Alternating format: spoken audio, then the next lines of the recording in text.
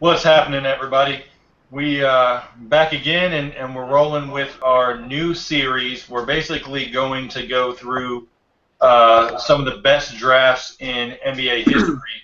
We wanted to start today with the first three in the series. We want to roll with the 1984 draft, the 1996 draft, and the 1998 draft. So basically, how it's going to work is each of us is going to weigh in on who we would pick at each slot. For the 1984 draft, we're going to do the top 10 picks. For the 1996 draft, we're going to do the lottery. And the 1998 draft, we're going to do the top 20 picks. And each time we do this series going forward, we're going to do three more drafts. Now, it might not always be the best drafts of all time. We might do a series on some of the worst drafts, like the 2000 draft, and redraft that shit all over again, because some of those picks very questionable and fraudulent. So, getting started, we wanna roll with the 1984 draft. So we're gonna kick it off, and basically we're gonna start with Byron. Byron with the number one pick in the 1984 draft. The Houston Rockets are on the clock. Now, originally, they picked Hakeem Olajuwon. Who do you roll with for number one? Now, you do know I'm from Houston. That's why I gave you the first pick. and I have Nigerian roots on one side of my family. On my dad's side, I am going with Hakeem the Dream Olajuwon. No matter what, you do this draft over, you still have to go with Hakeem. In my opinion, there might be some biases there. I think he's the best center of all time. No other center moved like him, had the footwork like him, had the defense like him. Michael Jordan himself even was like, yo, the only person who should have ever been picked in front of me is Hakeem Olajuwon, yo. Like, every year, he was right there with me in steals and blocks. Every year he said, if you go look at the stats, you got to go with Hakeem. You can always build your team around a guy like him. Number one pick, still Hakeem Olajuwon. Okay. Gonzo, who you got number one in the 1984 draft? Michael Jordan. Houston Rockets. Michael Jordan. Michael Jordan. All right. And do you want to give a little bit of analysis why you would pick Jordan even if you're Houston? I don't know. I think Mike's probably more athletic. See, that's the thing. Hakeem's a great defender. And he's athletic too. So, it's just hard to say. I guess I'm just saying Mike because I've seen both end results, already. So I'll have to go with Mike because Mike has more rings. Mike was a lockdown defender. So was Hakeem. But I don't know. Mike was just this. Hakeem was a killer too. I just don't know. I just would get Michael Jordan because I'm a Bulls fan. I don't know. Okay. Matt, number one pick. I'm with Byron. Obviously we all agree Mike greatest of all time to go. No question. That's obvious. But I got to go with Hakeem. Got to go with the dream number one because I know everything's hot. We're looking at it hindsight being 2020 and all that. But you got to go with the big man. And Hakeem, I agree with Byron, greatest big man of all time. You got to go with the big man. So I got to go dream number one.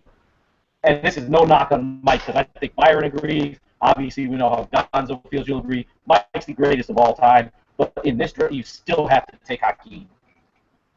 Okay. Number one pick, Houston Rockets. I actually break the mold and make a trade. Oh, wow! So I actually trade out of that number one pick, and this is based on basically now. Now, basically looking at it, like you said, Matt, in hindsight. So I trade that number one pick, and basically I pick up the Portland Trailblazers number two pick, and I pick up the 19th overall pick that the Trailblazers own. So I have those two picks. So if I'm the Portland Trailblazers, I go with Michael Jordan at number 1.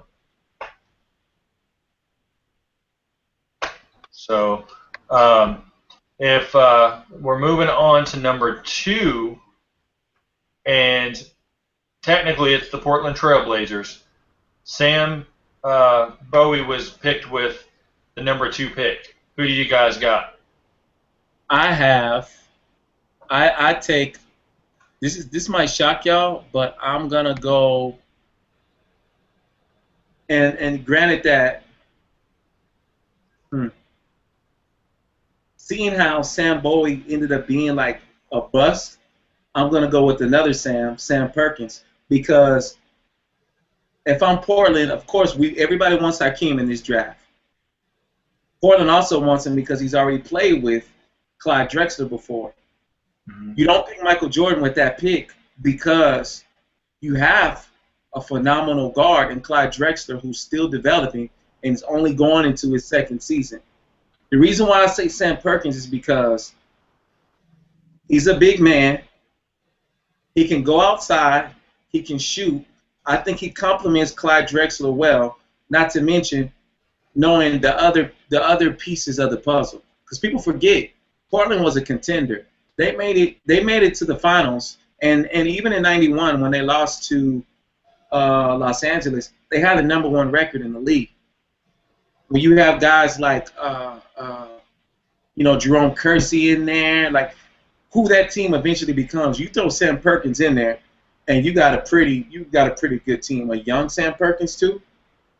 This guy was drafted by Dallas, and he went overlooked for a number of years until he played for like the Sonics and other teams. We saw, what he could really do. It might seem, like I'm reaching, but I'm taking Sam Perkins over Sam Bowie. Yes, I see where Byron's going with this, and I'm kind of going in the same direction. Although I'm not taking Perkins number 2, I'm going to take John Stockton number 2. Oh wow! Pair with Clyde Drexler. You don't need Michael because you don't need Michael because you have Clyde. So I think you leave Michael alone there, and you take John Stockton number 2 to pair with Clyde Drexler, a pass first point guard, going to get Clyde the basketball. I think it's a good fit. So I go John Stockton number 2. Okay. Wow. What you got, Gonzo? Who you got number 2, Portland Trailblazers? The return of Fly Sama. Hakeem Olajuwon and Clyde Drexler all over again. They have great chemistry. They played together before. I think it would have been great chemistry, and they would have got championships in the future being together. So I would choose Hakeem Olajuwon as the 2nd pick. Okay. Well, considering basically I made a kind of random trade there.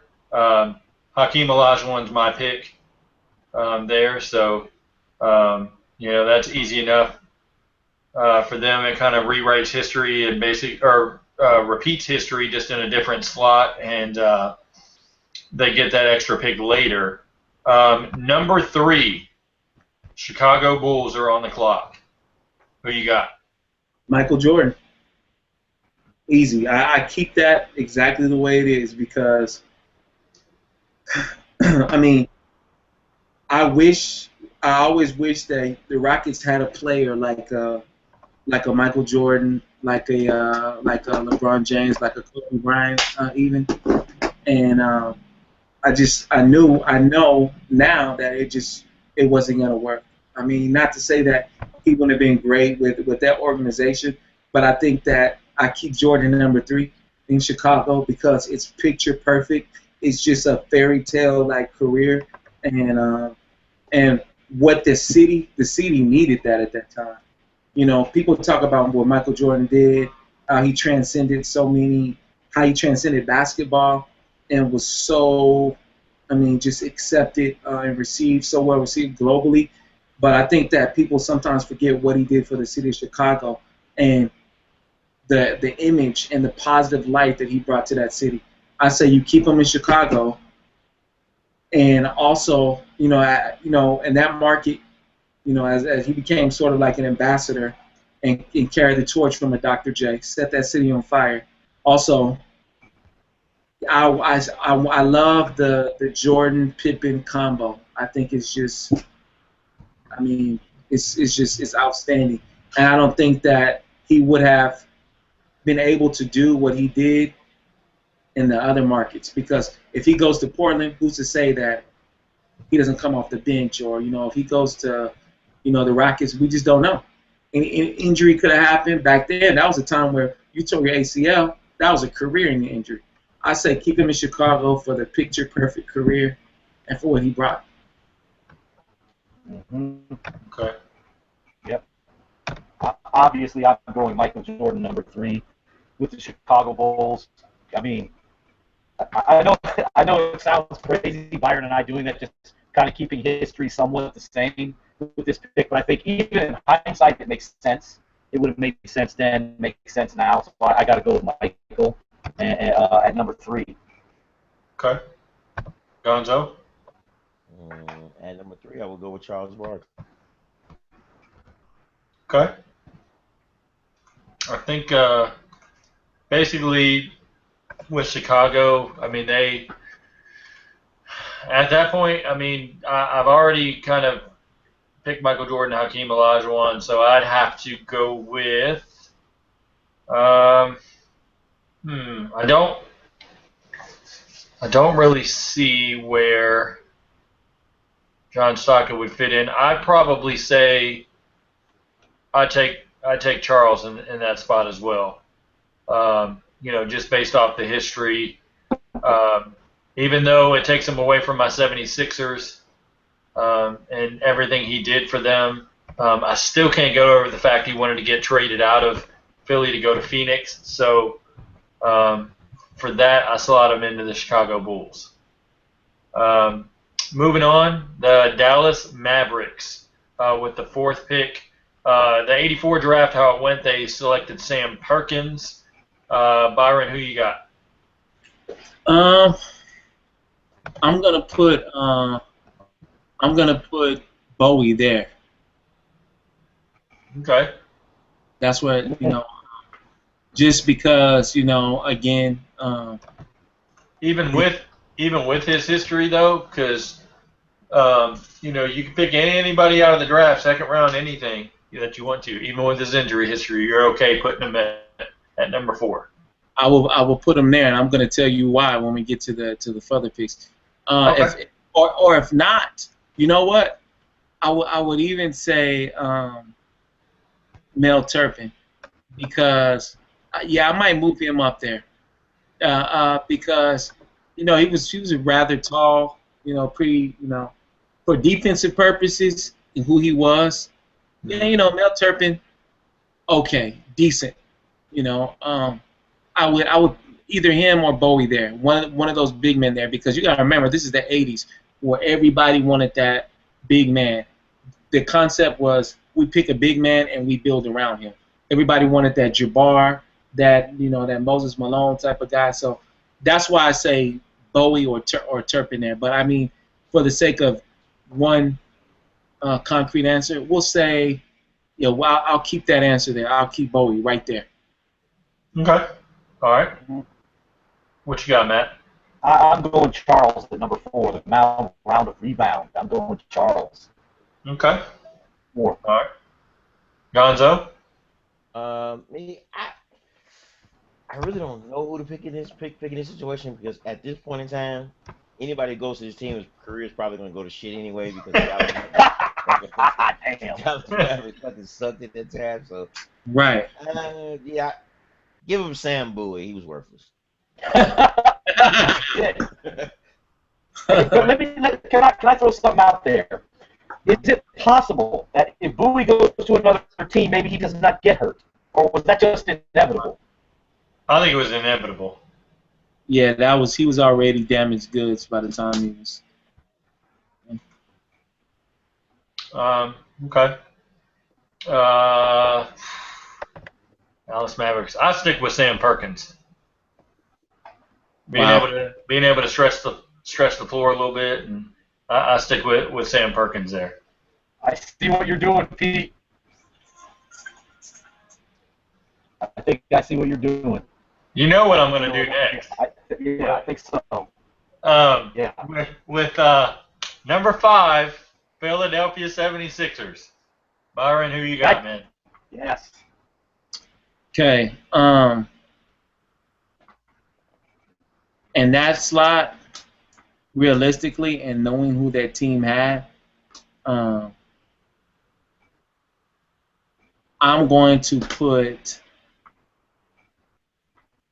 I'll put Otis Thorpe there. Interesting. Okay. It'll be somebody like a Otis Thorpe or Kevin Willis, because you got to think about it. You got the doctor. You still got Moses. I would bring somebody in there who could be mentored and taught by Moses Malone, because that team at that point is still pretty good in 1985. What about Charles? I know what I'm doing with Charles. Okay, I see. I'm just making sure. I'm gonna tell you what I'm gonna do with Chuck. I got you. We're only doing. No. Wait. Don't tell us yet. I'm not gonna tell you now. We're only doing top 10 for this draft. Yeah, right? Okay. Okay. I got you. And we're only on 5, right? Right. So I'm putting Otis Thorpe there. Okay. Former Rocket. At 5. I don't know if you'll like this, Pete. I'm going Alvin Robertson. I can dig that score. Yeah. I can dig that. And he's good defensive player of the year, one of the few guards to win the award. And I believe he did get a quadruple double, one of the few. He did have a quadruple. Yes. Correct. I'm going Alvin Robertson, number 5. Okay. Who you got, Gonzo? You know, just the more I look at this draft, oof. You ever heard this on you heard this on Jesus take this draft, please. Yeah. God. Hey, out of the top 5, it's not a lot there. That's why this is the most overrated draft of all time, while still being one of the greatest. You know what? At number 5, you know, I'm pondering between Sam Perkins and Devin Durant. But oh man! Wow, I didn't know Kevin had a dad that played in the league. Yeah. No, I'm going with Sam Perkins at 5. You know, and the only reason I say this is because I look at it this way: the Sixers, if I'm not mistaken, at this time they still had like a championship team. They came off a championship. They still had Mo Cheeks. They still had Dr. J. Moses. Andrew Toney was there. Like Sam Perkins would be another good, tall, complimentary shooter. Like that would be good for them. So or you replace Doug Collins, because Doug retired like right after 1. Yeah. Okay. Yeah, I'm going with Sam at 5. Absolutely, Sam Perkins. Matt, you already got an idea who I'm going with. Yeah. One of the best point guards of all time, John Stockton. I knew it. So he can run that team, basically kind of solidify that team for years to come, and that's who I'm rolling with. So in history, if they could have done that, I think they would have had a good backcourt. Could you imagine the Boston Strangler, Andrew Toney, spotting up from 3, getting passes from John Stockton? You know, I salivate at having him there rather than waiting on Barkley another year, because I think Barkley did well his first year, but I think it took him a couple of years. Yeah, it took him a little bit. Stockton would have been a little bit more ready. So, number 6, the Washington Bullets. In history, the number 6 pick was traded to the Cleveland Cavaliers, but we're going to leave it as if the Washington Bullets had kept this pick. So they got the 6th pick. Byron, who you got? I'll put Alvin Robertson there. Okay. You know, put him with Bernard King, man, and you know, and I think that's pretty. Yeah, that's pretty. I think that would be good to see those two. Okay. Who you got, Matt? I'm going Kevin Willis. Okay. I'm going to take Kevin Willis, number 6. Okay. A little bit of height there, so that. Yeah. Actually, And they originally took Turpin as a big man, So Right. let's go Kevin Willis. So you can pair him with Rick Mahorn there. Cliff Robinson, I believe, was there. It's testing my knowledge. Who else was on that team that was good? Jeff Malone was that his second year or It was around that time, yeah. something like that. Before he went to Utah. Yeah. So I mean, not too bad there. Gonzo, who you got? Well, I got a bullet head for a bullet team, and that's Kevin Willis. Yeah. Oh man. Nice. Yes. Nice. Outstanding pick.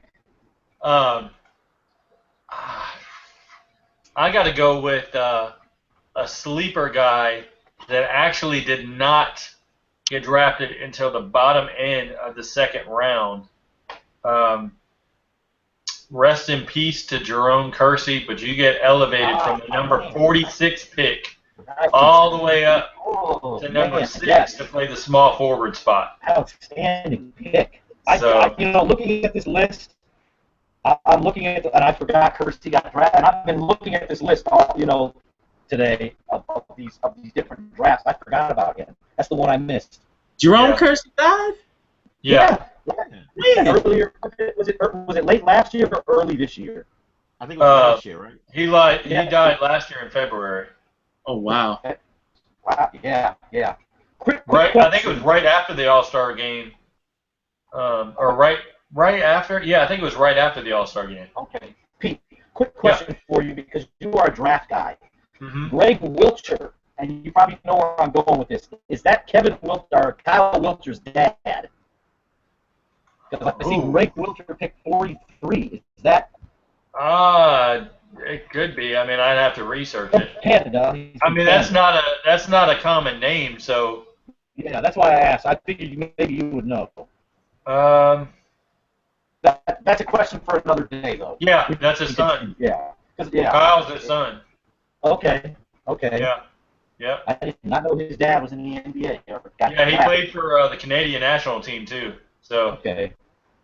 And I thought Kyle was Canadian. That's kind of why when I saw Canadian, I was like, okay. He was drafted, but he never played a game in the league or ever was a part of the regular season or playoff roster.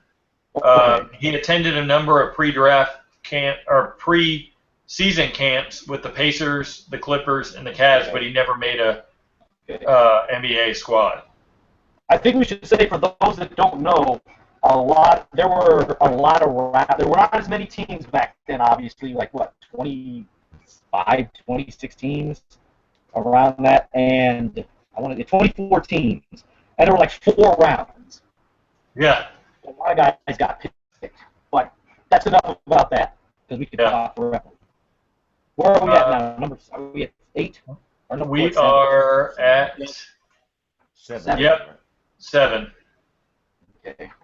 So we're at number 7, the San Antonio Spurs. History says they picked Alvin Robertson. Okay. Who you got, Byron? I got Charles Barkley in this spot. That's what I was saving this for. He likes them big old San Antonio girls. I see what you're doing. You see what I'm doing? So that way, we put Charles Barkley with some good teammates, and you put him in that Western Conference and that Texas Triangle. I hate to do this because it would put him against my Rockets, but you put Charles Barkley in there, possibly a young Rod Strickland. Eventually get David Robinson, Sean Elliott. I mean, that you put that together, and then chances are they don't ever get a Tim Duncan. But imagine if they do. Robinson and Barkley go down or something, and you still get the number 1 pick, and you still get a Tim Duncan. This just makes I do this because I feel like Barkley was never really on a good team. By the time he got with Philly, that it was about over. They tried a number of times. They lost to the Lakers. They finally win it. He comes in, he gets frustrated. His teammates are like Hersey Hawkins. And, he wasn't happy there. He gets traded to Phoenix first year. goes to the finals. You put him in the Western Conference, you better his chances with that franchise of making it to the finals and getting a ring. And that makes it more competitive.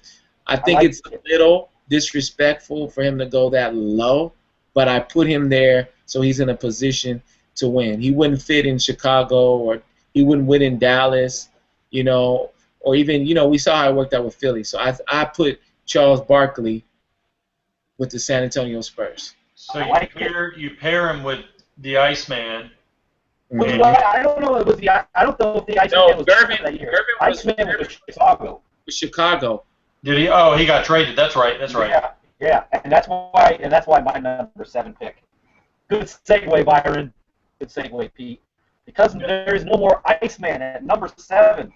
I'm stealing one of your guys, Pete, because I forgot about him. Jerome Kersey to be the new small forward of the San Antonio Spurs. Nice. Yes. Okay. Good pick. Gonzo. I'm picking John Stockton because in a few years he'll be David Robinson. Oh. That's underrated. I see you, Gonzo. Yeah. Good. That was good. Nice.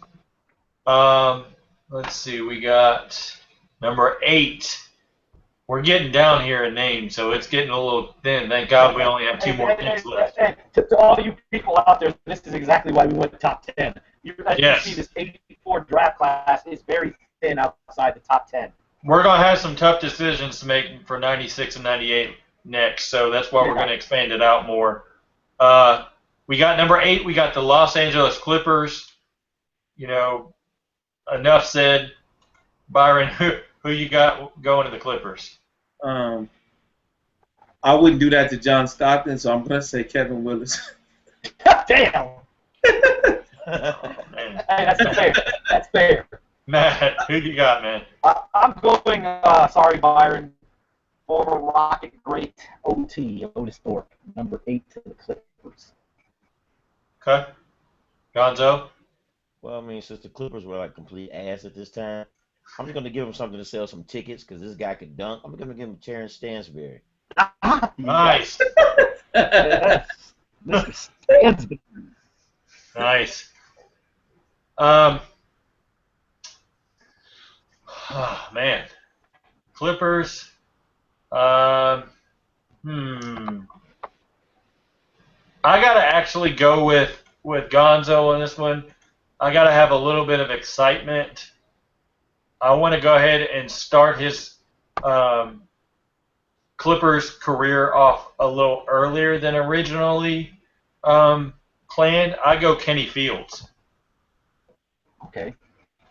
So he can dunk and he can score. So I go with Kenny Fields, give him a little bit of excitement there.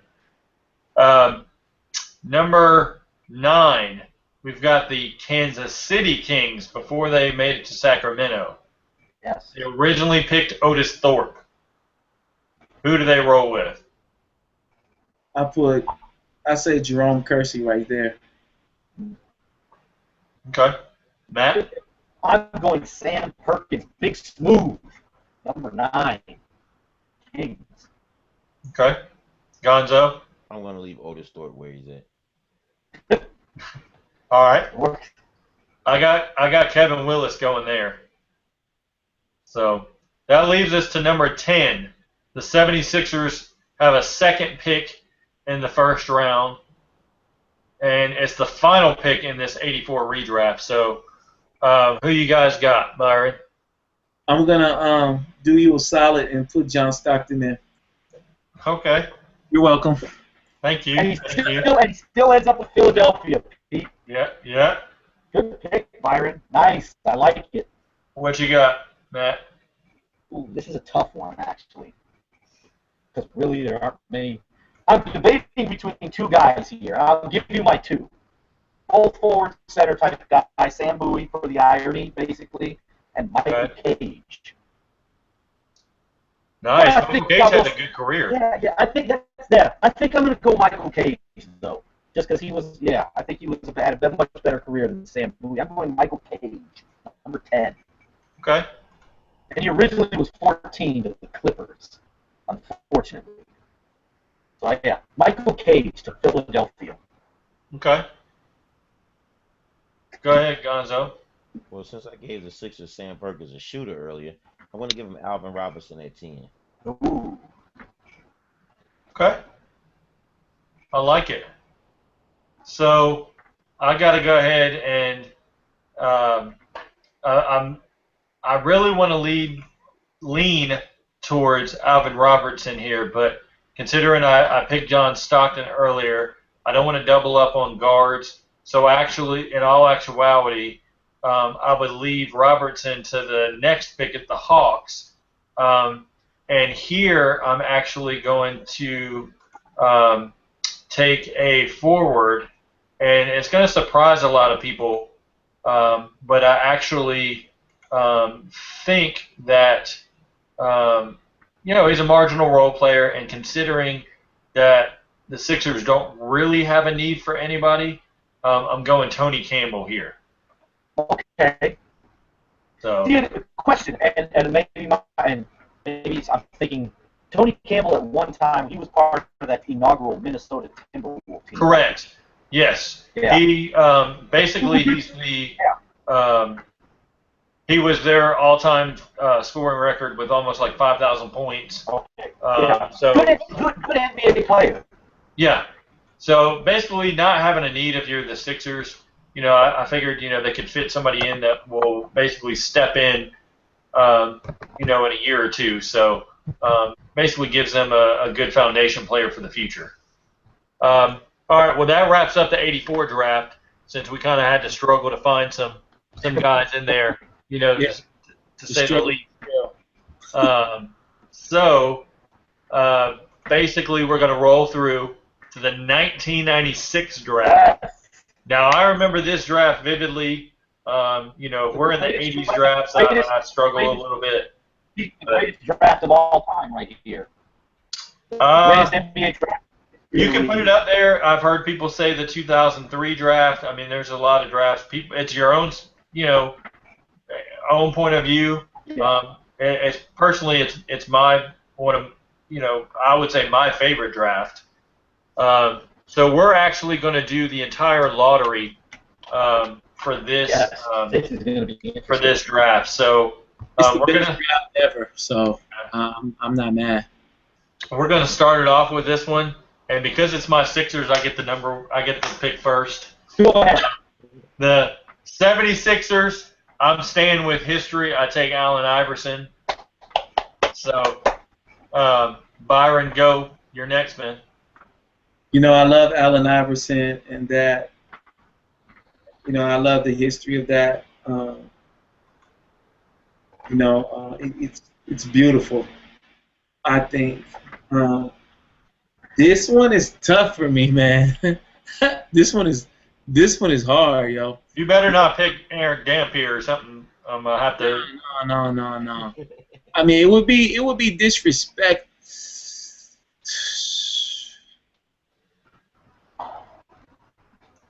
Come back to me, man. I don't know.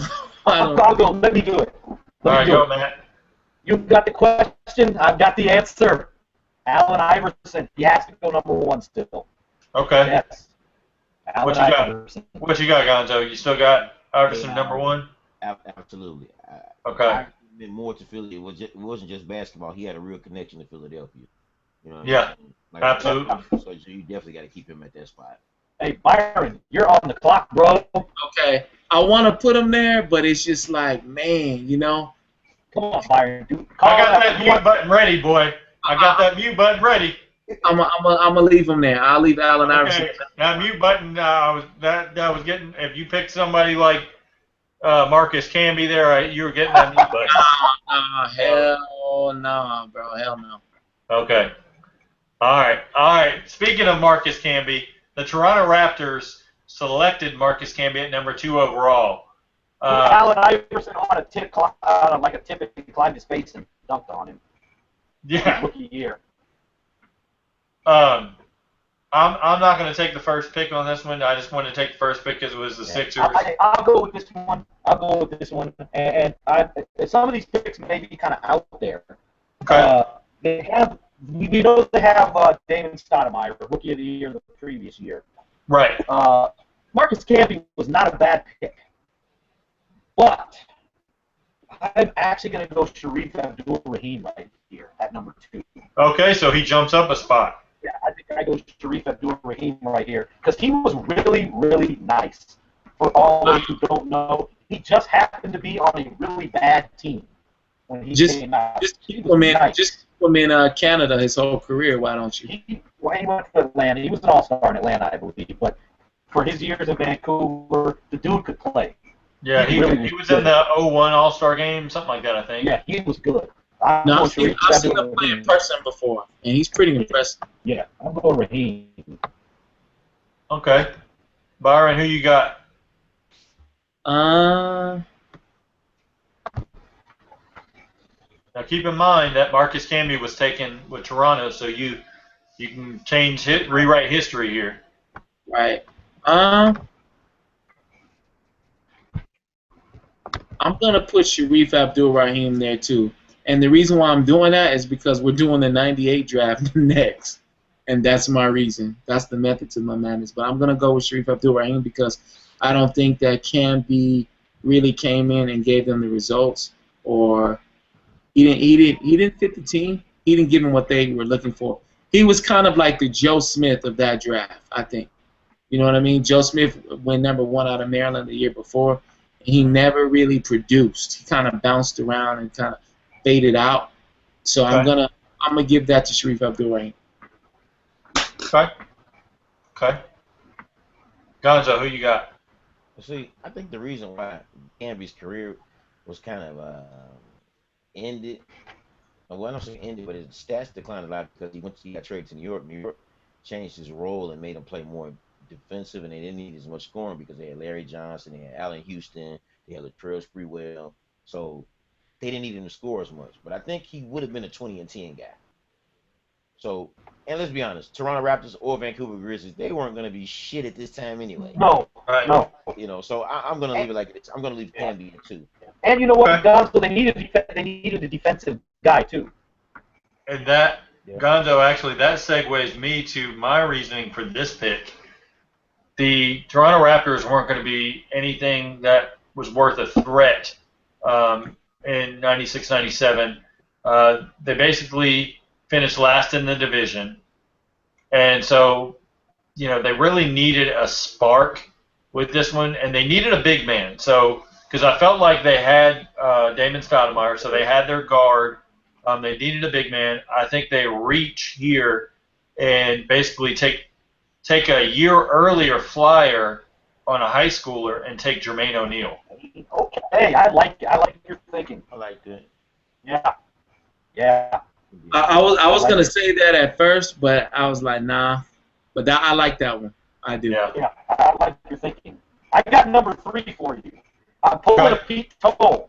The Vancouver Grizzlies with the 3rd pick trade the 3rd pick to the Los Angeles Lakers for Byron Scott and Vlade Divac. Nice. That's what it is. And with the 3rd pick, the Los Angeles Lakers take one Kobe Bean Bryant. Yes. Nice. Yes. In the same pick as Michael Jordan. Okay, so you leapfrog Charlotte and you change. Yeah. Okay. Absolutely. Nice. Byron? I'm going to put Marcus Camby with the Vancouver Grizzlies. Nice. Okay. Who you got, Gonzo? Sharif Abdul-Rahim at 3. Okay. So you basically keep him slotted in there. Yep. I keep 2 and 3 the same. Okay. Both of those teams needed big guys at their time, so I think they needed, because, you know, at this time, big men were still good. I mean, you still had Ewing, you know what I'm saying? You still had Karl Malone, David Robinson in the league. So you needed big guys to play, you know what I'm saying? Right. Now you don't really need them as much. So you have to get somebody like a defender like Camby to kind of defend that, who can give you 18 points. And then you would need somebody like Sharif who could do the same on the offensive end as well for a team. Right. Big man. So I would leave 2 and 3 the same. Okay. Okay. Absolutely. I like it. I'm going to go a little bit different strategy here because back then they had Big Country, Bryant Reeves, who was all the rave. Basically, they had a score on the wing, not a lights out score, but they had Anthony Peeler on the wing. They had a good small forward in George Lynch. Not a great small forward, but a good enough. But they really didn't have a point guard. They had Greg Anthony as their point guard there. So I roll with a fellow Canadian Yes. and Steve Nash. Yes. So I got it. I'm with that. I got it. that brings us to number 4, the Milwaukee Bucks. And the Milwaukee Bucks do what they should have done in the first place instead of swapping picks. Basically, Milwaukee takes Ray Allen. Okay. Which was who they draft Stephon Marbury and trade him for number 5 Ray Allen. So Ray Allen to the Bucks. Okay. Who you got, Byron? I think that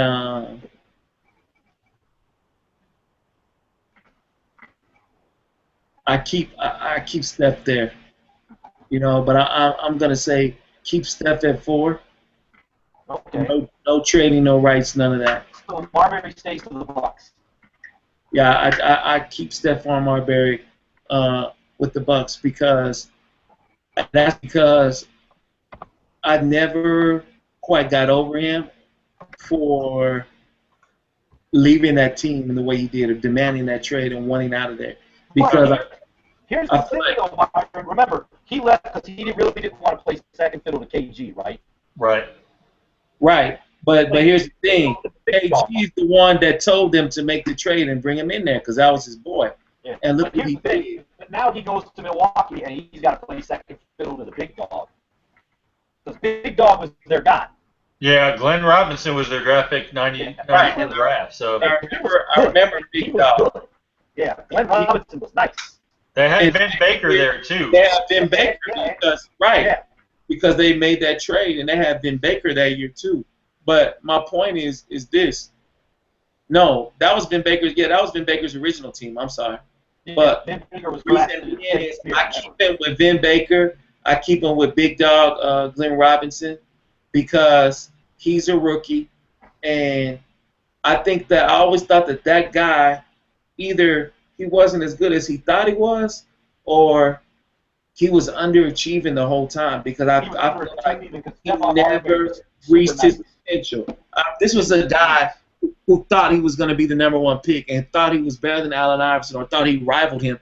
Pat Croce said that they didn't pick him with the first pick because his attitude coming in there. He said it wasn't organic. It was just like he came in there and they just weren't feeling him. Allen came in there, it was natural, and this was a guy who we thought had because he went to Georgia Tech, right? Yeah, and we thought that he had the potential, to be as good as what Allen Iverson was, and I think he never lived up to it.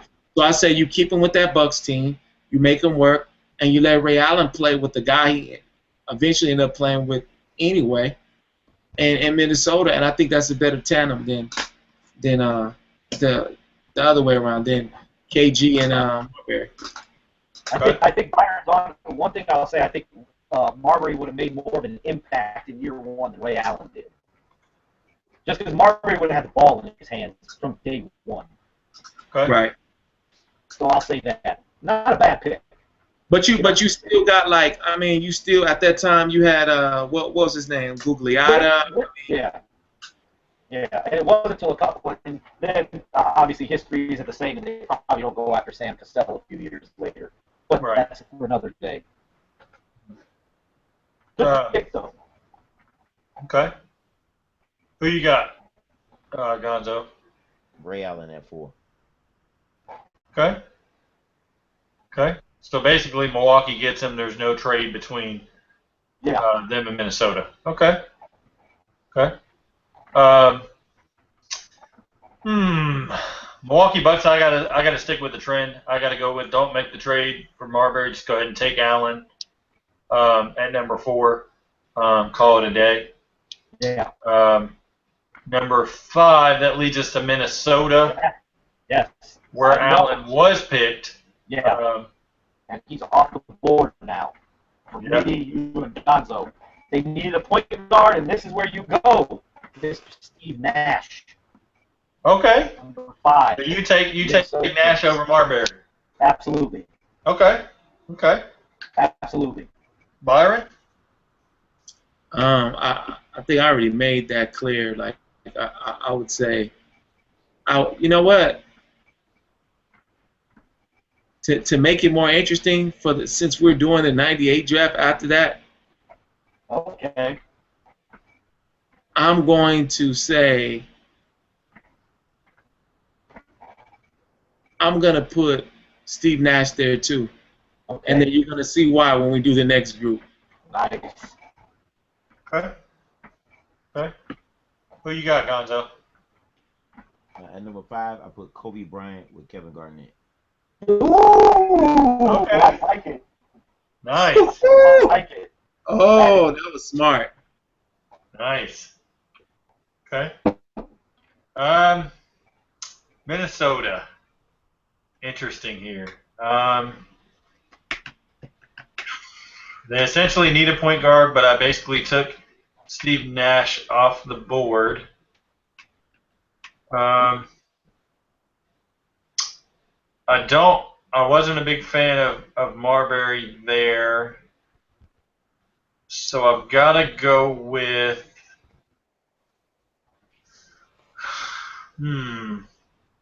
I got to take Kerry Kittles there. Ooh, I love that pick. Yes. I got to go with Kerry Kittles. Yes. Yes. Explain, please. Basically, Kerry what? Kittles. Nice. Yeah, I got to go with Kittle's scoring ability. First and foremost, Mm-hmm. and I think that I think he gels there. I think he's a guy that would stay there. Marbury kind of demanded a trade out. He wouldn't demand to be the number 1 guy. Mm-hmm. We know that Garnett would be there. Garnett basically can kick out of the post to a shooter, like Kittles. So I think that would fit. You know what?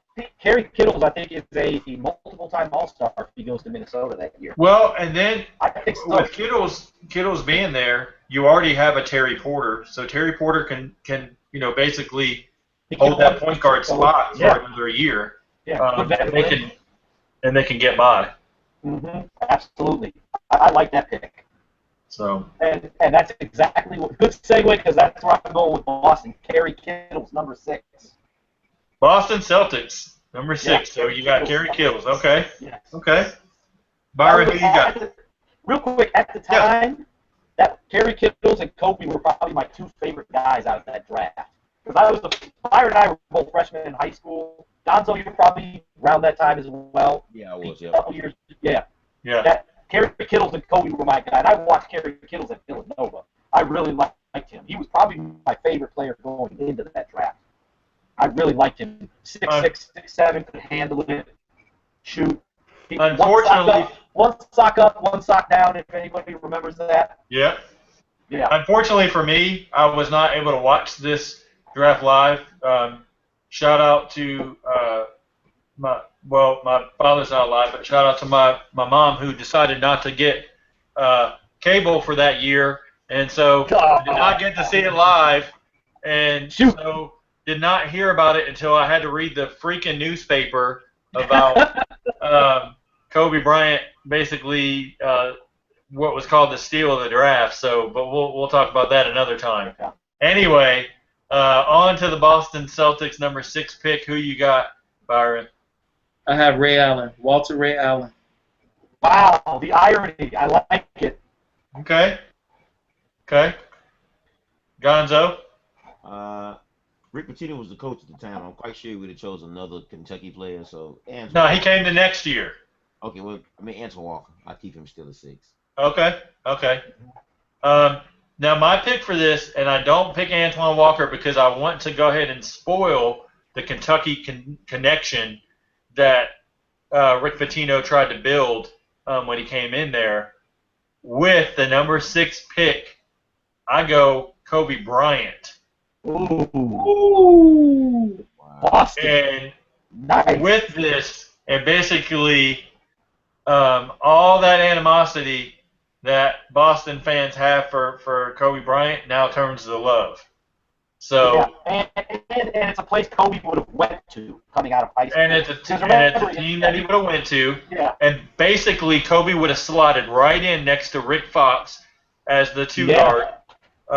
Ended up being teammates anyways in a couple, in the future. Correct. Now, they would have had no big men, like that. But That's okay. They wouldn't have needed it. They would have finished better than 15 and 67 that year, I can tell you that. Kobe slot in as your starting 2 guard. So, yeah, absolutely. Okay, I agree. I like your pick. Yeah. Yes. On to the Los Angeles Clippers, number 7. Now, this is when the Clippers were still awful. So they pick Lorenzen Wright. Rest in peace to him as well. But they pick him with number 7. Who you guys got, Matt? I'm going to let you go. Clippers, because this draft is the all-time greatest, and it's the Clippers, I'm going to give them a trash player. I give them Ephemios Rencias. Oh, man, the Denver pick from Greece. Oh, man. Hey, you could at least went Greece Lauderdale or something. No, I cannot give anybody from this draft to the Clippers because it's so good of a draft that I have to go Ephemios Rencias from Greece. Yes. Okay. I've never heard of it before. I just said his name. So there you go. Okay. Byron? I'm gonna go ahead and I'm gonna give him Potapenko. Potapenko? Yeah, well, I used to call him Potapinko when I was little because I didn't know how to pronounce that. But when I had NBA Live, they would say Potapenko for the 3, Hey, Gonzo knows that's what we all called him, Potapenko. Yeah, I call him with Potapenko. I'm going to give him Vitaly Potapenko. Nice. I couldn't do, I wouldn't. Yeah. You can't do these good players like that. Or you could have gave him Todd Fuller. I can't do it. But the bad thing is the Clippers they weren't far away from. You know what? Here's crazy. They made the playoffs. Yeah, they made the playoffs that year. So maybe I'm being an asshole, but they've been such a shitty organization. So yeah, fuck it, they get the guy from Greece. All right, Gonzo. For the Clippers, well, since you have a bonehead owner in Donald Sterling, I have to send this one bonehead player to that great big ball and chain, that giant boat on the sea called the Los Angeles Clipper, Stephon Marbury. Okay. Oh, man. Could you imagine the drama? You're just trying to start a war, huh? Man. Wow. Yeah. That'd have been super ugly, Okay. On the Clippers here, basically looking at the roster, you've got hardly nobody really there that's worthwhile. Brent Barry hadn't gotten really any minutes yet. Basically, their so-called leading scorer was Lloyd Vaught at the power forward spot, so that should tell you enough. Yeah. So if I'm looking at that roster, and basically they have the ability to put Kevin Duckworth, who was at the end of his career, they have Stanley Roberts that can basically kind of man the middle, and Dwayne Cincius along with Bo Outlaw. So they kind of have some big men there. I want to focus more on kind of the guard spot, and kind of since they're not really great, but they need some scoring there, I actually moved Tony Delk up from the 16th pick up to the Los Angeles Clippers pick. Yes, Tony Delk. I can feel that pick from Kentucky. So, number 8. The New Jersey New Jersey Nets. They originally selected Kerry Kittles. Yeah. I have off my board with 8 New Jersey Nets. He doesn't come over right away, but give me Peja Stojakovic. Number 8. Give me Peja. Okay. They replaced the history of Drazen Petrovic. Yeah. Passed away in a car accident. Now you bring in Peja. Yes. Okay. Okay. Peja. I don't think they would do that. They'd be like, no, we don't want no more Europeans in that spot. Too many bad memories. Let's move forward. What do you I think, got, Byron? I think this might sound a little silly to you, but again, I'm forming my team for this next draft because I think it'll make things interesting. But in that pick, I'm gonna go ahead and I'm gonna put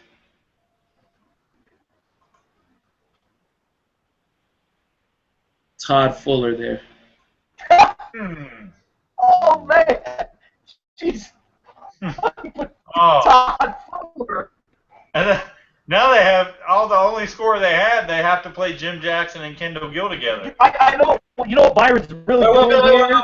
Wait. But you're preparing for '98. Are we on 8 or 9? Are we on 8 or 9? We're going 98, but I see what Byron's doing. What 8 he's doing is Nets. he's tanking. He wants the Nets to tank so they can get number 1 and take Duncan in '97. That's what Byron's really doing. So the Nets can get Duncan instead of Van Horn. That's what Byron's thinking. That's what I'm going to. Okay. That's what I'm going to go with, Byron. You want Duncan in New Jersey? Okay. Who you guys got? New Jersey Nets on the clock. Gonzo. Oh, I got Peja Stojakovic. Nice. Yes. Peja. Okay. I'm looking at, if I'm New Jersey, I don't take Peja because I've already got Kendall Gill. So I'm a little hesitant to take a guy that may not come over his first year. I don't know if he will or he won't. So if I am the New Jersey Nets, I've got to basically look at, I need defense, first and foremost. And basically I look, down the middle, and I look at Sean Bradley and Eric Montrose and Yinka Dare as my centers. And I'm not feeling real good in the stomach with those.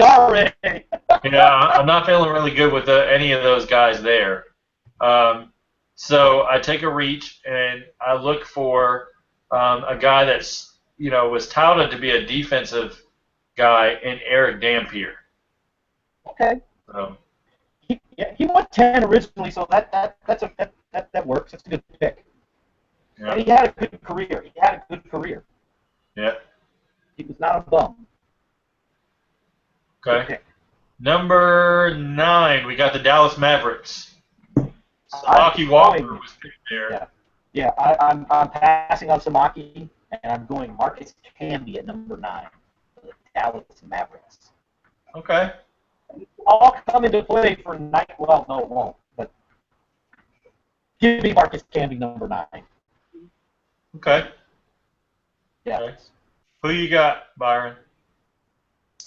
For number 9, yeah. I'm going to exchange Samaki Walker and put in Antoine Walker. Exactly who I was going with. That's exactly what I was about to do. Nice. Well, who he's picking. Yeah. Gonzo, who you got? At number 9, I have Steve Nash there. And he'll be waiting for Dirk Nowitzki soon. Nice. Okay. That means Gonzo's got Dirk going to Dallas in '98 then maybe. Good pick. So, number 10, we got the Indiana Pacers. Eric Dampier was selected here. Who do they go with? See, who was an all-star for Indiana when he finally got traded there, got minutes? Jermaine O'Neal. Yeah, that's who I'm going with. Okay. Jermaine O'Neal, number 10. All right. Who you got, Byron? This might sound crazy to y'all, a little wacky to y'all, but I don't recall them. And them being in the Eastern Conference, having a guy like this, I know at that time they had Rick Smits. Did they not? Yeah, They did, but I got a feeling who you're going with, and I might be right behind you with the same. But go ahead. I'm putting Steve Nash there. Oh. Okay. Because if you put Steve Nash there, and eventually, of course, they eventually get Chris Mullin. They're dominating the Eastern Conference. And they have Reggie. And they got Reggie with all those shooters, and with Nash, Shoot. New York doesn't stand a chance. You go ahead and you put them with the Bulls in the conference finals, and it will be a challenge because And they lost to that. Hey, you put Nash in Indiana, the Bulls may not come out in '98. right, because Scottie Pippen at that age is not defending Steve Nash. He might defend Travis Best. He ain't shutting down Steve Nash at 33 years of age, 32 years of age. No, I say you put Nash with the Pacers. It's good for marketing, everything. You put Steve Nash there. See, I look crazy in the beginning. Now y'all see what I'm doing. I see what you're doing. Well, that year they basically had to roll with Derek McKee at the small forward spot. This is where I slot Peja Stojakovic. Who eventually I thought about that, though. I thought about that, but I was like, That gives them, basically, that puts pressure on the defense with Reggie on one wing, and you got Rick Smits in the middle, and then you've got Peja on the other. Yeah. And you know what it does, though? Because Peja, we know, didn't come over right away. He didn't come over until a couple of years later. But it allows him now to come over right away. And then he gets Chris Mullin, and it allows Peja to learn under Chris Mullin. Yeah. So, good pick. Yeah. Gonzo. That's a good pick. I got Jermaine O'Neal that team. Rick Smith. Yes. Too many feet problem. Yes. Nice. Gonzo. Yes. Okay. Let's see who we got next. Golden State Warriors at number 11. At number 11, they originally went with Todd Fuller, who I'm not going with. At number 11 for the Golden State Warriors, I'm going to Zdrunas Ilgauskas. Okay. Why so emphatically, Matthew? I love his name. It's Ilgauskas. It's just a cool name. Nice. I like it. And he was a good player, an all-star. Yeah, he was. He originally went 20. I'm going 11.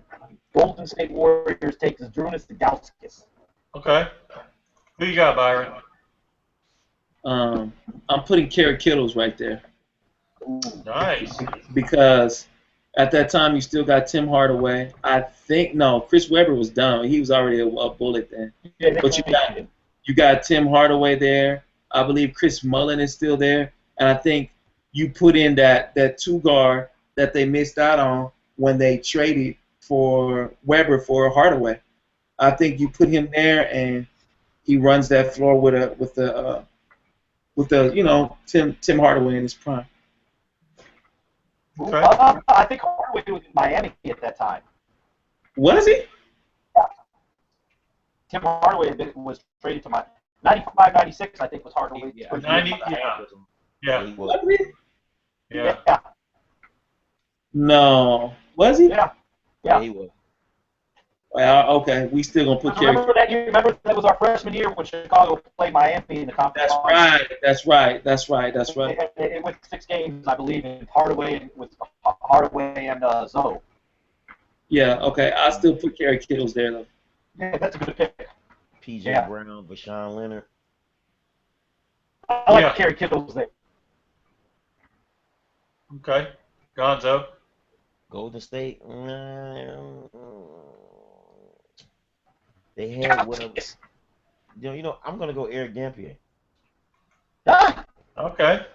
Keep it. That's a good pick. Okay. Yeah, Eric Dampier was a good NBA player for all of you out there who hate on him. He was not a bum. He was a good player. I saw him at the airport in Mississippi one time. And you know what? Hey, Gonzo, when I was in the Navy, I was at Gurney Mills Mall, and I walked. Remember a dude who played for the Bucks? It was Dan Gazarich. Yeah, I know who he is. I walked right by him at Gurney Mills Mall. Nice. Yeah, Dan Gazarich from the Netherlands. Byron, Sid knew and said he's an asshole. Did he go to UCLA? Yeah, he went to UCLA. Was an asshole. Oh, Gadrice, yeah. Yeah, my butt Byron knows Sid played at UT when they went to the Final Four. He had to guard Carmelo. Said Gadrice is an asshole. Interesting. Yeah, I'm glad I didn't say hi to him. He might have said fuck off or something. Oh man. Yeah, asshole. That's what it is. Enough of that. I'm looking at the Golden State Warriors. I mean, they have the scoring in Latrell Sprewell. They have scoring with Chris Mullin and Joe Smith there. They had to shore up the front line. This is how bad their front line was coming in. Felton Spencer and Andrew DeClerc. and then you bring in Todd Fuller. I can't roll with Todd Fuller there at that pick. I've got to upgrade that center spot there. Ilgauskas. So Zydrunas Ilgauskas. You got to roll with it there. I got to upgrade. I'm with it.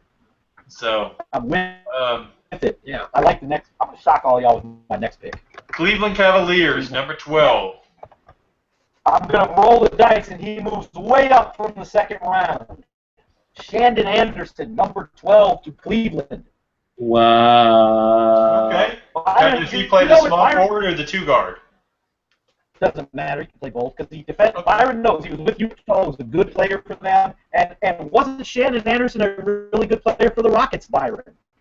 Yeah, I remember running to him at Warehouse Music, telling them how bad his performance was. Remember we went to the game? Man. Remember they got blown out by the Clippers or something, or the Grizzlies? No, I thought they won that game when we saw them, but that's enough. I said they got blown out, and then I saw them at Warehouse Music the next day. I was like, dude, how did y'all get blown out by the Clippers? That's enough. But enough of that. But Shannon Anderson, outstanding defender, can knock down the open three. Give me Shannon Anderson, number 12. Okay.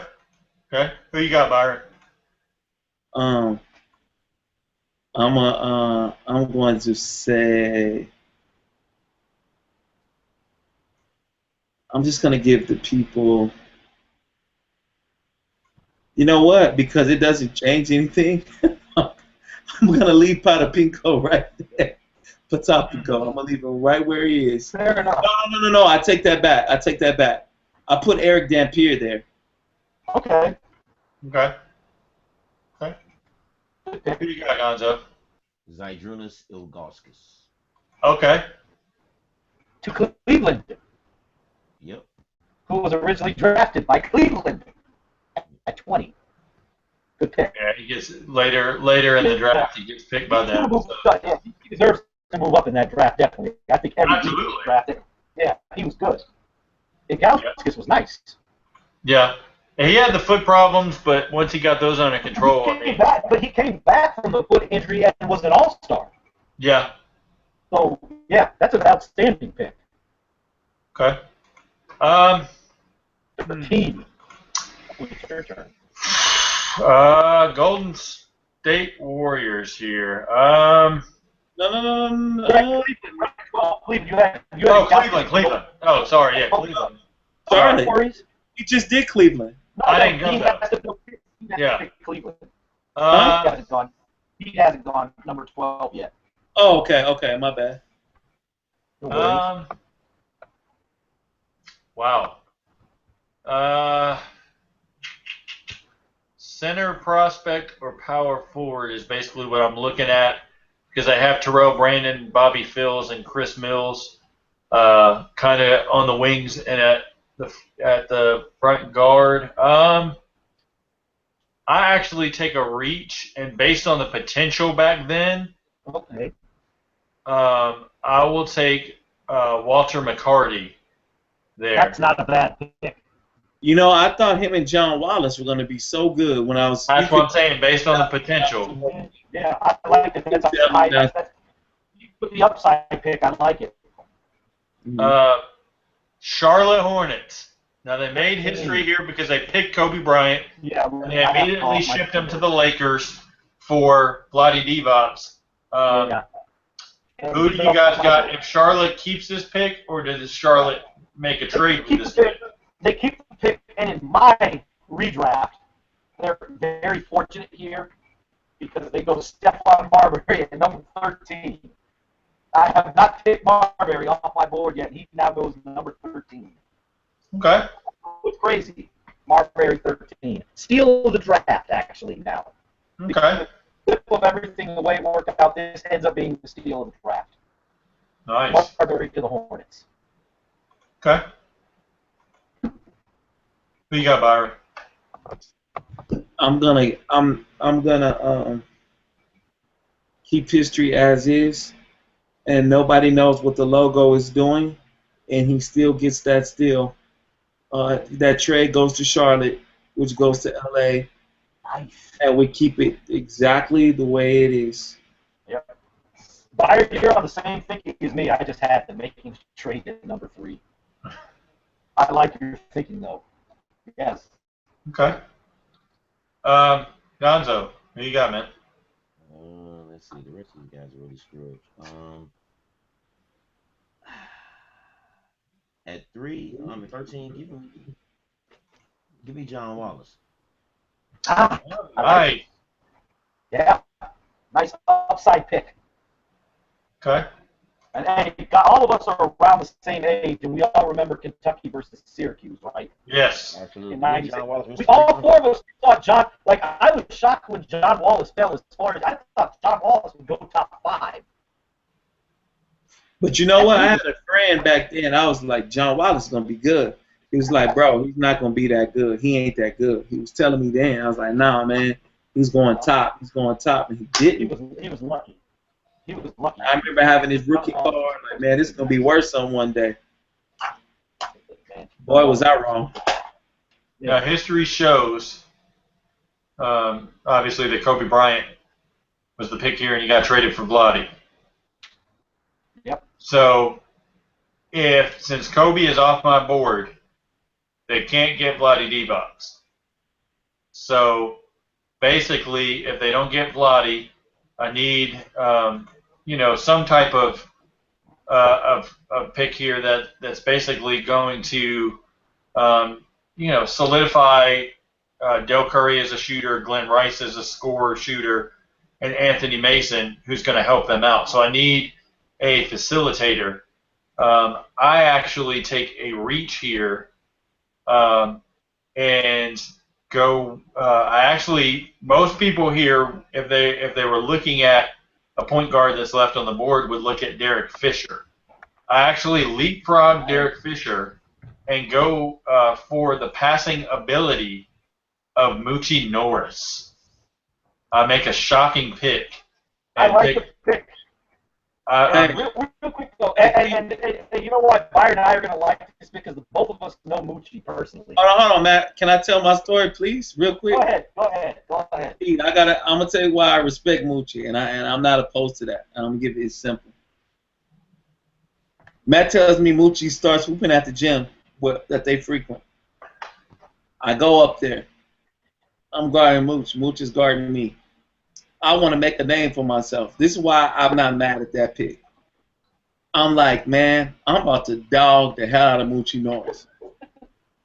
They give me the ball. I inbound. I bring the ball down. I get a little cross half court up to the three-point line. I put the nastiest crossover on Moochie, and he goes for it. He's like 3 feet off, right? Before I could sink it in my mind that I had crossed Moochie, shook Moochie,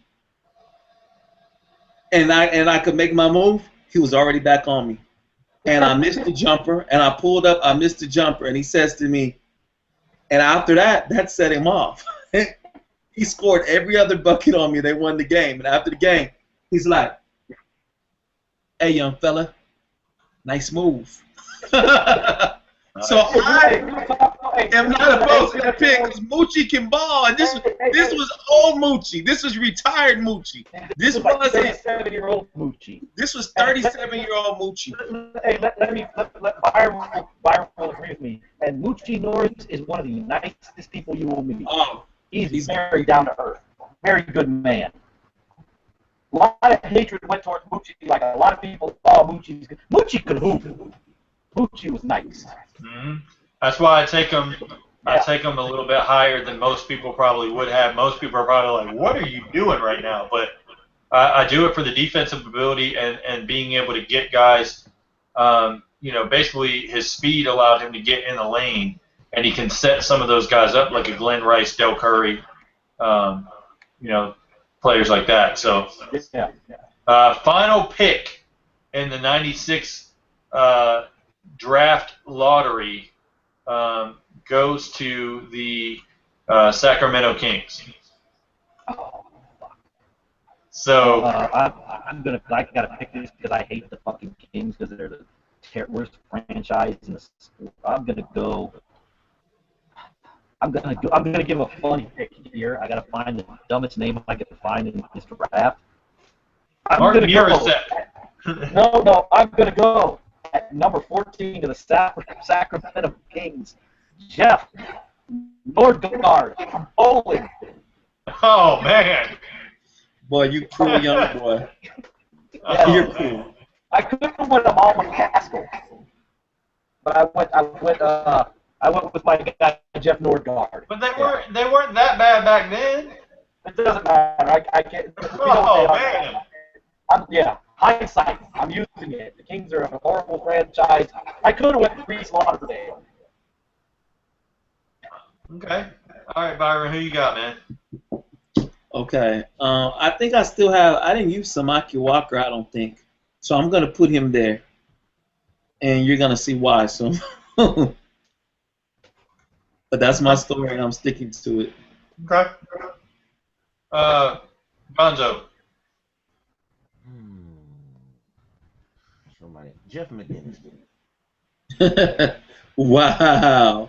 Hey, that's not bad though, because he had a solid career. And if McInnes is drafted, he can split minutes with Mahmoud Abdul-Rauf, aka Chris Jackson. So that's actually a solid pick there. Sacramento, basically all they had then was Mitch Richmond. Got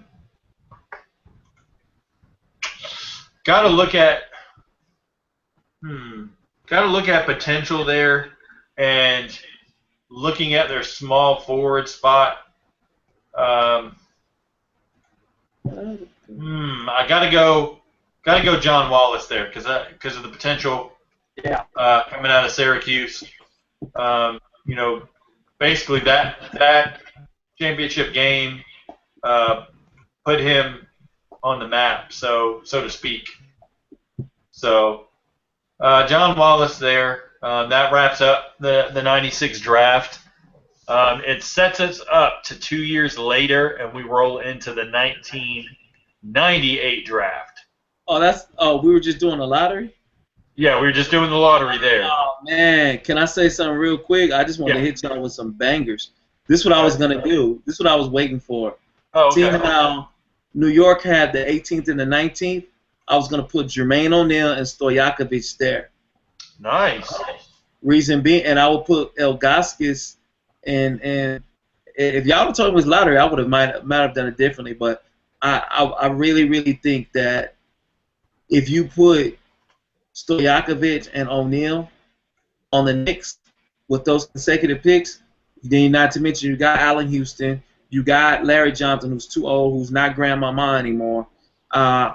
You still at that time do you still have John Starks there, or did they trade him by that time? You still got John Starks, but you bring in a shooter in Stojakovic, and you bring in somebody else to help take the load off of a Ewing and to learn from a Ewing. Mind you, these guys end up acquiring Latrell Sprewell, and they go to the finals, just 3 years later, and you put those two there, changes the whole team. You've already rebuilt that team, and you have a future for the Knicks.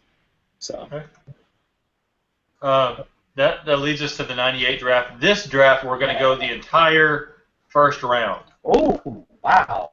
Okay. So that's 29 NBA picks. Yeah. And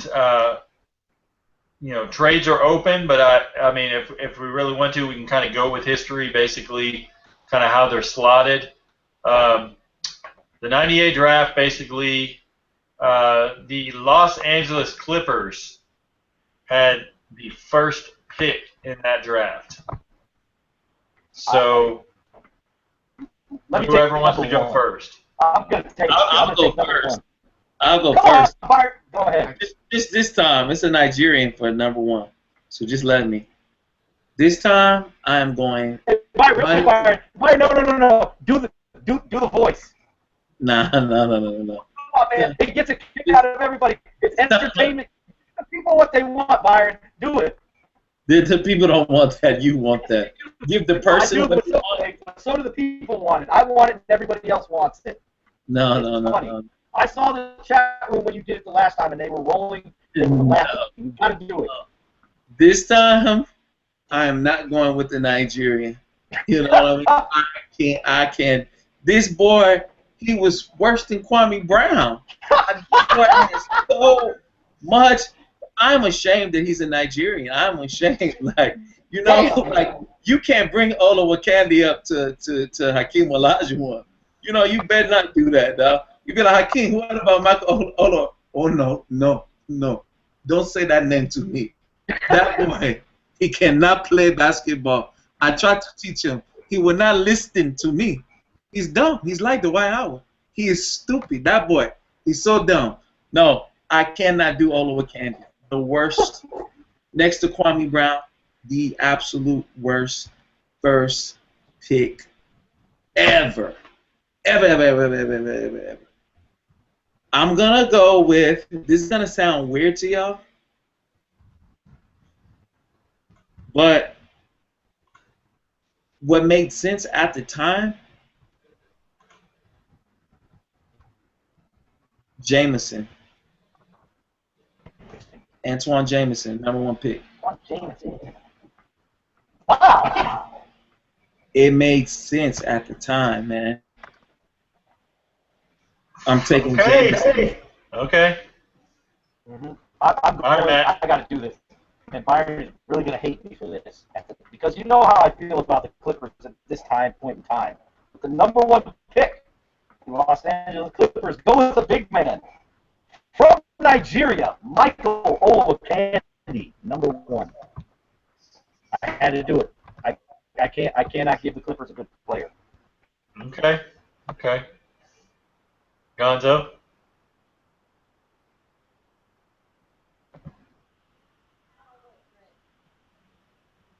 Who is my pick? Yeah, you're number picking one out. pick. I'm sorry.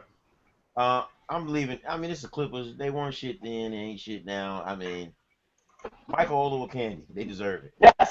Yes. They Okay. deserve a good player. Okay.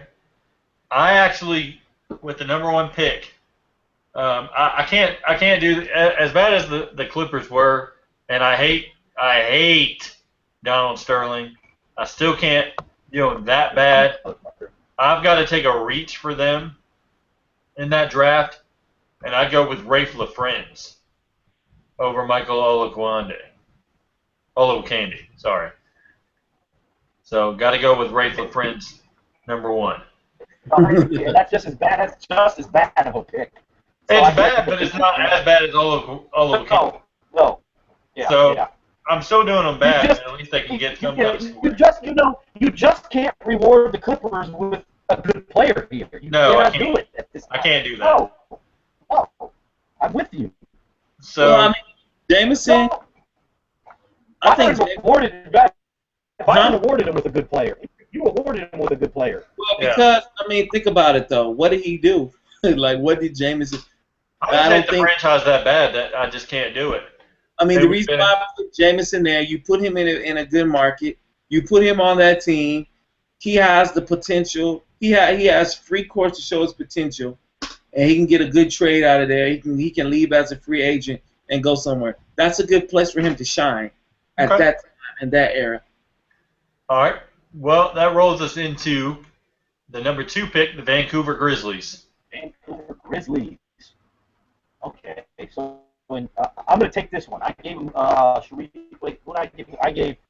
I had them traded, so I'm still going to go number 2. I'm still going to give them Mike Bibby because they needed a guard, and Mike Bibby actually in most mock drafts at the time, and everybody on the panel may remember this. Mike Bibby was actually the projected number 1 pick that year by a lot of people. So I'm going to go Mike Bibby. number 2 to Vancouver still. Okay. Byron? I'm going all with Candy. Okay. All right. Yes. God, so Man. He can't go number 1. He just no number 1. I think that at that time, Big Baby, I mean not Big Baby, freaking Big Country retired like that year or that year after. Did he not? He retired super early. Like he wasn't productive. I'm gonna say 2 years later, I think. Yeah, I'm putting Ola with Candy there. I Okay. wouldn't put Bibby there. I just couldn't do that to him. Okay. I'm going with Michael Dickerson at 2. Ooh. That's nice. Nice pick there. Yeah, and he actually ended up with the Grizzlies later on in his career. Good pick. The Rockies, yeah. Yeah, Byron likes that pick because Michael Dickerson was nice. Yeah, until he got that injury, he was cold. Yeah, he could hoop. Okay.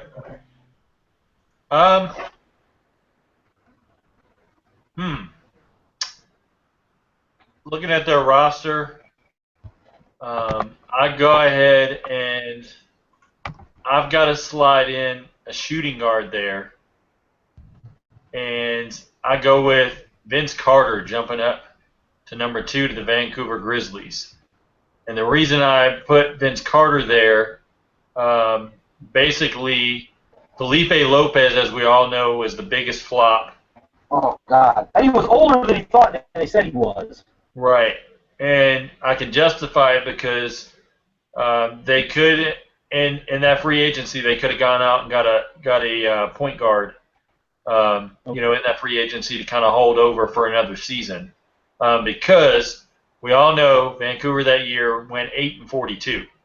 So they did not do very well. That was awful.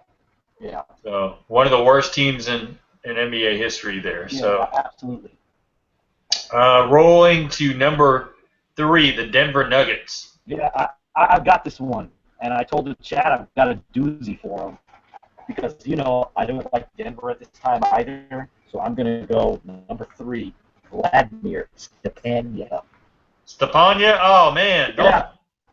Stepania had a decent first year with Seattle, and then it went out. It went exactly. out the window. Who in the chat room has heard of Vladimir Stepania? Nobody. I could have. Hey, if I was in the chat, I could have answered that one. You could have, but you're the biggest draft guru up here, so yeah. But Stepania, number 3, Stepania to Bank. Who are we going at number? Who's number 3? Yeah, Denver. Stepania to Denver. That may be on the level of Papagiannis, Sacramento this past year. Oh man. Yeah. Okay. Stepania. Okay. Who you got, Byron? I got Ray Friends as is. I'm gonna leave him there. I like it. Give him a bum. Give him a bum. Okay. Somebody's son, Matthew. Somebody's brother. I would like to regular friends, but he's probably a nice guy. I think Denver should have they like the Clippers. They should have a bonehead player too. I'm gonna give them Ricky Davis. Oh man. Yes. Oh. I'm a little bit torn here because the Denver Nuggets at that time had Chauncey Billups. Yeah, he did. They also had Nick Van Exel, so they had their backcourt pretty set. So then you got to look at, the front court. They had Antonio McDyess there, so basically you need somebody to slot next to Antonio McDyess. And you needed somebody that was going to be able to potentially protect the rim and block some shots. Really didn't need somebody to, lights out score per se. So I actually move up, and a lot of people are going to be surprised here, but Keon Clark for defensive purposes. Okay. So okay. Fits a need. there on defense. So Okay. he's a reach. Now he's a reach, Yeah, but for defensive purposes. Yeah, I'm with you. So rolling into the number fourth pick, Easy. Toronto This is Raptors. easy.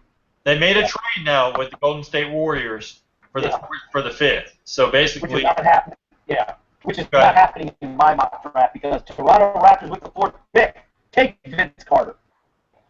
Half amazing. Times two. Plus one. I picked that same thing. So to time that again, because I got the same pick. Yep, I think so. okay, all right. Pete's got something for us.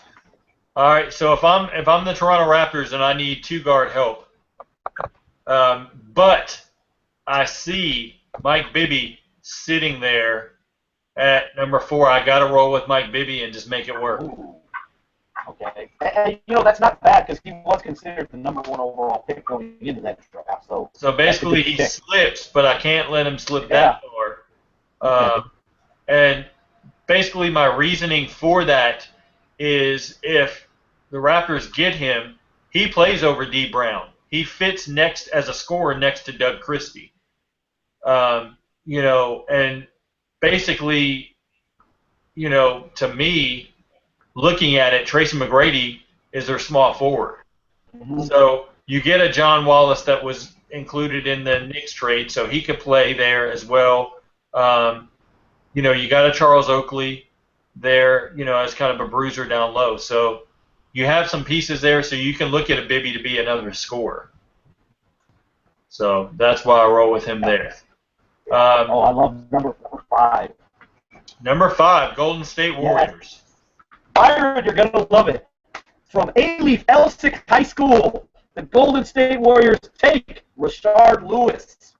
Nice. Go Rams. Go Rams. Nice. Yes. I'm not mad at that one at all, Matty boy. No. Go Elsick Rams. The SWAT. Okay. Yes. Byron? I am putting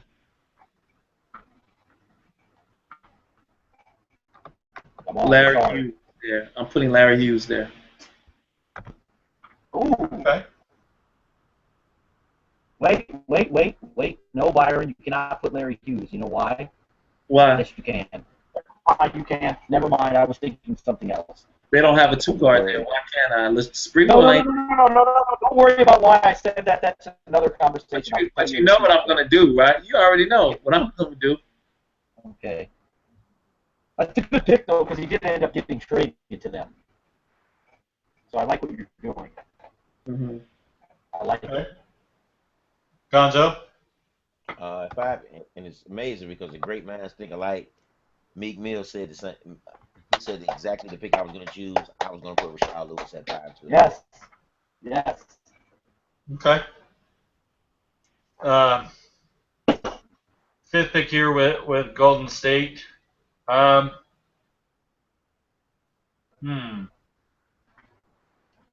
got to go with. I like the Rashard Lewis pick there. I'm kind of wavering there. I move Latrell Sprewell to the 3, and I take a shooter there and Coutinho Mobley. I gotta reach for Coutinho Mobley over Larry Hughes. As a Sixers fan, I can't tell you how depressed I was with us getting Larry Hughes.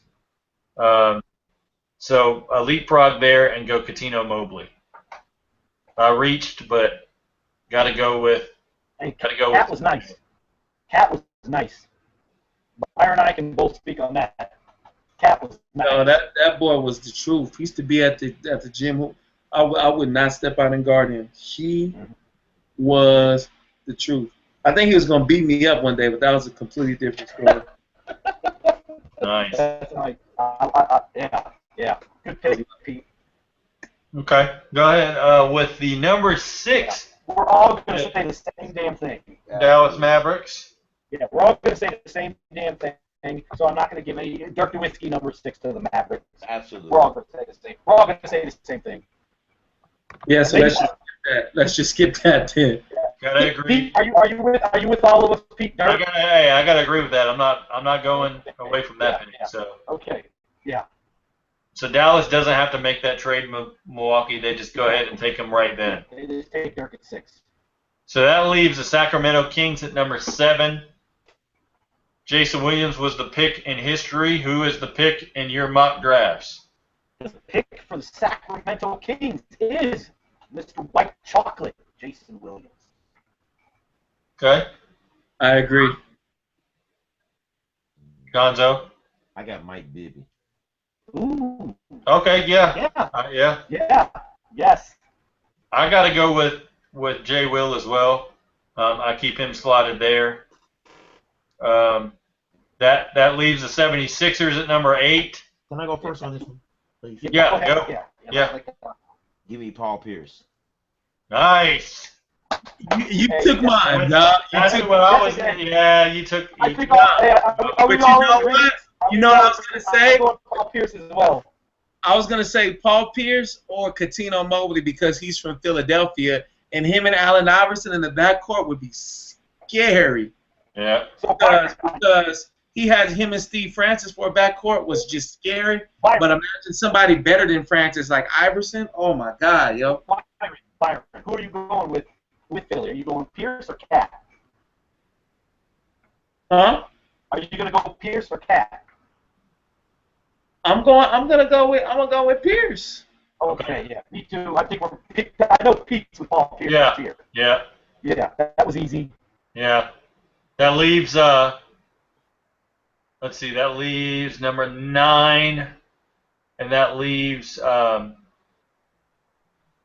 Milwaukee. Sorry, took me a second. I'll take this one. I'm gonna keep it as it was. Tractor trailer. Rest in peace. Okay. Byron. Wait, where are we? Number 9. Milwaukee Bucks. Yeah, I gotta keep it as is. Gonzo. At number 9, I would probably go with. I don't want to put him on it because they had Cassell at the time. Put Al Harrington on it for me. Ooh. Dang it! You took my pick. That's who I was going with. Al Harrington. Okay. Okay. Al Harrington to Milwaukee. So that leaves number 10. That leaves the Boston Celtics. Boston Celtics. Okay. I am going to go with one of my favorite college players from the previous season going into that draft, which would have been 97, 98. I'm going with Utah's very own Michael Doliak. Ooh. He had a solid career, though. Yeah, I really like Doliak. I'm going Doliak, number 10. Moving up 2 spots. Okay. Byron? We're on number 10, right? Correct. I am going with. I think I'm going to say Bonzi Wells. Ooh, wow. Nice. Okay. Yeah. Okay. He can play that small forward spot. Yeah. Damn, good pick. Yeah. You can play both wing positions. That's a good pick. Okay. Yeah. Gonzo? You know what? Since I moved Pierce to Philly, Anton Walker will probably need somebody to help him score, so I'm going to put Mobley at 10. Nice. Okay. Yeah. Boston Celtics. I gotta take a flyer because they really needed somebody that could come in and score basically like you said, Gonzo. They don't really have a need for this, but because he's kind of fallen considered in the draft, I take Larry Hughes here with Boston. So basically at that point, what's looked at from mock standards, Larry Hughes has kind of dipped down a little bit. So take Larry Hughes there. Okay. Number 11, Detroit Pistons. 11. Yeah. Well, let's see. Detroit. So we know we've got Grant Hill at the time. Yeah. Who was probably the second or third best player in the league at this time. So he needs some more help out there. So I'm going to go, because he can defend, he can shoot, I'm going to go Michael Dickerson, number 11 to Detroit. I was gonna say that, but I still got Mike Bibby, I believe. So I'm gonna say, you know what? I'm gonna say Michael Dickerson too. Okay. Who you got, Gonzo? Now, considering Grant Hill never really had early on in his career, he didn't have a point guard really. He was kind of like the point guard. I want him to get back on the wing and stop ball handling so much. So I'm going to give him Jason White Chocolate Williams. Woo! Nice. Okay.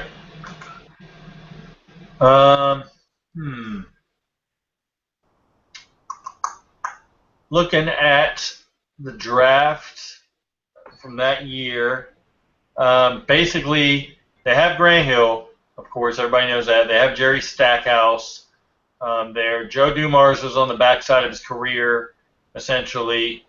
They didn't really have a big man there, and not a lot of big men really stand out in this draft very much. So if I'm Detroit at that point, I take basically the best big man that's available there, and I take Michael Olowokandi but basically because he's fallen from the potential number one pick based on potential, I take him there and try to develop him. So that's who I roll with. Good.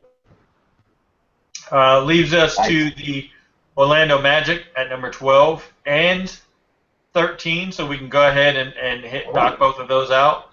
They have back-to-back picks. Okay, I got this. I'm going to go at number 12 to the Orlando Magic. I'm going to go Matt Harpring. Nice. Okay. I'm going Harpring, and at 19... 13, back-to-back. 13, I mean, yeah. I'm going to go... I'm going to go with not much of a reach, but I'm going to go defensive mighty here, big man forward center. I'm going to go Brian Skinner out of Baylor. Nice. Okay. Okay. I'm going to go Baylor at 13. Okay. Yeah. Byron? I'm going to say keep Doliak at 12 and keep Keon Clark at 13. I keep that as is because I have other plans. I'm not going to make those teams good. Hey, Byron, you're the GM. You're the GM now. I see it. That's fair. Okay. I'm gonna do that. Okay. Gonzo, who you got at 12 and 13? Back-to-back picks for the Magic. I'm keeping 12 and 13 exactly the same. Okay. Okay. Okay. Yes. For me, I'm looking at number 12. I'm keeping Michael Doliak there, but I need, since I got Doliak as a post player, I basically need somebody that's going to be a shooter. So I move Pat Garrity up to number 13 and take Pat Garrity at number 13. A question real quick. Yeah. Maybe I was not paying attention. You have not picked Rashard Lewis yet, haven't you? I have not, and I'm holding off, and you'll know why I hold off in a minute. I haven't either. I went to school with him, and I ain't picked him yet. You know what I'm about to do. Damn. We're doing a whole first round. I know exactly what Byron's going to do, you mother scratchers. But, so, that's fine. Yeah, everything we got our and that brings us to number 14. And Byron and I might have the same outlook on Let this me one. go here, because Rashard is off my board. He's off go. the board. Okay. But 14, I'm going to do this one, Byron. I'm going to let you and Pete go back-to-back, because I already know where you're going. Okay. There's one guy. I already know where you two are going. But I'm actually going to move somebody up 2 spots to 14 who I've always liked. Byron knows I was actually a big fan of his, and they picked him anyways, and Dickerson's off my board, so I'm going to go with Bryce Drew, number 14 for the Rockets. Okay. I really liked Bryce Drew. All right. Byron? Well, I still haven't picked one guy, and because I saw where the Rockets struggled in this position for years, and the next year they end up getting another guy who I'm not really for. I like watching him play, but I'm gonna put Mike Bibby with my home squad. I'm putting him with the Rockets in that. I see where Byron is going. Man, this would have been a cold-ass Rockets team. Okay. If they would have done Jesus Christ. Great team. So, 14, Houston Rockets. Who you got, Gonzo? I'm gonna select Rayford Alston. Woo! Nice. Yeah, I was saving him. Great pick. Who ended up playing for? He ended up playing for the Rockets. And he actually, spoiler alert, he was actually, because the Rockets have the 16th pick, that is actually who I was picking for the Rockets at 16. Okay. So with the 14 pick, yes. 14th pick, got to go with the hometown guy there. Got to go Rashard Lewis. Got to take Rashard Lewis. He's from Houston. You guys know him well. I don't know if you know this, Byron. I don't know this. The Rockets actually promised to pick him with one of those 3 first-round picks. And instead of getting him at 18, we all know who they took at 18, Mr. Mirsad Turkayan. That's where I thought when I heard that he was going to be picked was at 18. Yeah, exactly. They screwed him. Right. And you saw what happened. Hey, but you know what? Big ups to Rashard Lewis, NBA champion. He brought one home to the SWAT for all of us. Yeah. All right, so that brings us to 15th pick. The Magic are on the clock. Who you guys got? Number 15 is Orlando. Yeah. This is where I haven't used him yet. I'm going to go, and he ended up with him anyways. I'm going Pat Gary. Okay.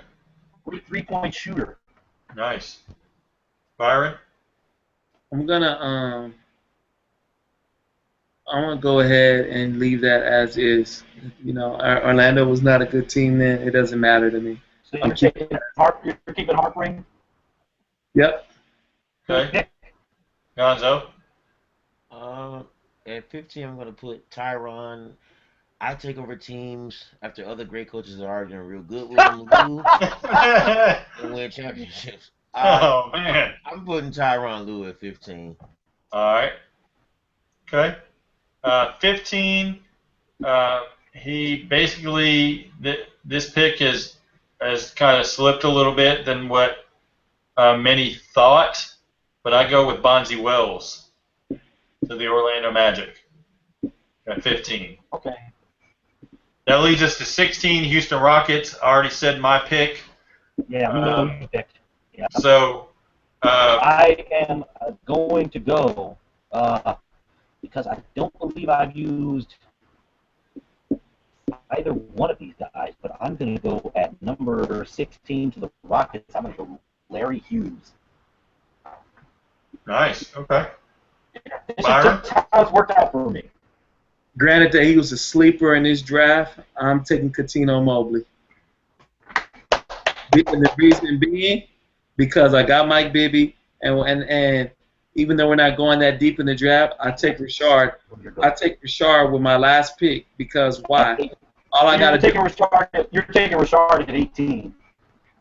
Yeah, because we know. Yeah, okay, I see. We are gonna go that far. All right, never mind.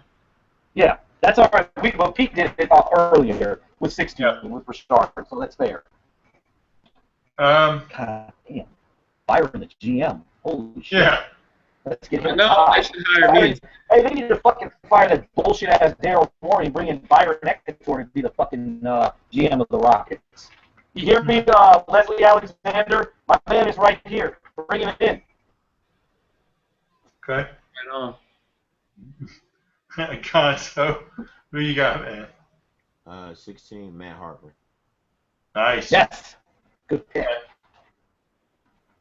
That leads us to Minnesota Timberwolves. They take basically Rondislav Nesterovic, who basically was serviceable for his career for them. Yeah. What do they do at 17? This is my other guy that I was mentioning. I had two guys. I'm going Fonzie Wells at 17. Okay. Byron? 17. I'd say Teron Lou. Okay. Okay. Okay. Gonzo? What I have is, since I already got the Black Mamba and the Big Ticket already together, they're gonna need some shooting. I'm gonna give them Bryce Drew. Nice pick. Nice pick. Okay. Yes. This is where I slot in Matt Harpering Okay. for my pick. Basically serviceable career, ended early because of injuries. Mm-hmm. Now I believe he's broadcasting. I believe it's for the Utah Jazz. Yeah, yes, for Utah. So Yeah. that leads us to number 18, Houston Rockets. Byron, I believe you said here you're going to take Rashard Lewis, right? Lewis, the hometown hero. Okay. So Matt, that leaves you and Gonzo. Number 18, the Houston Rockets. I am going to go. I had a guy. Hold on. I had my spot. What was his? I'm going with Al Harrington at number 18. All right. Nice. I'm going to go Al Harrington. Okay. Gonzo? I got at 18, I got Pat Garrity. Nice. Good pick. Good stretch forward. So, 18 with the Rockets. Basically, I took, had Rashard Lewis and Rafer Alston in those spots. Got to go with a big man here. I say Najee Muhammad. Okay. Yeah. Take a little reach on him. Still playing. Yeah, and he's still playing. Yeah. I think he's officially done now, but he caught on with the Thunder at the end of last year. Okay. But long career, very good locker room guy, and can actually defend in the post. So can do some things well. So that leads us to the 19th pick with the Milwaukee Bucks. At the point guard position, because I had him with Ray Allen in 96. I'm going skip to Malou, Rafer Alston at 19. Nice. He actually played for them, if I'm not mistaken. Yeah. I think he did. Yeah, he did. Okay, Byron. You're up, man. I'm going Al Harrington. Good pick. Nice. Okay. Good backup to learn under the big dog. Gonzo. I'm going Najee Muhammad. Nice. Okay. Nice. Milwaukee Bucks. Got to go with Ruben Patterson. Woo! The Kobe stopper. The Kobe stopper. So, yeah. Basically somehow Ruben Patterson fell to the second round in this draft. Still don't understand it to this day.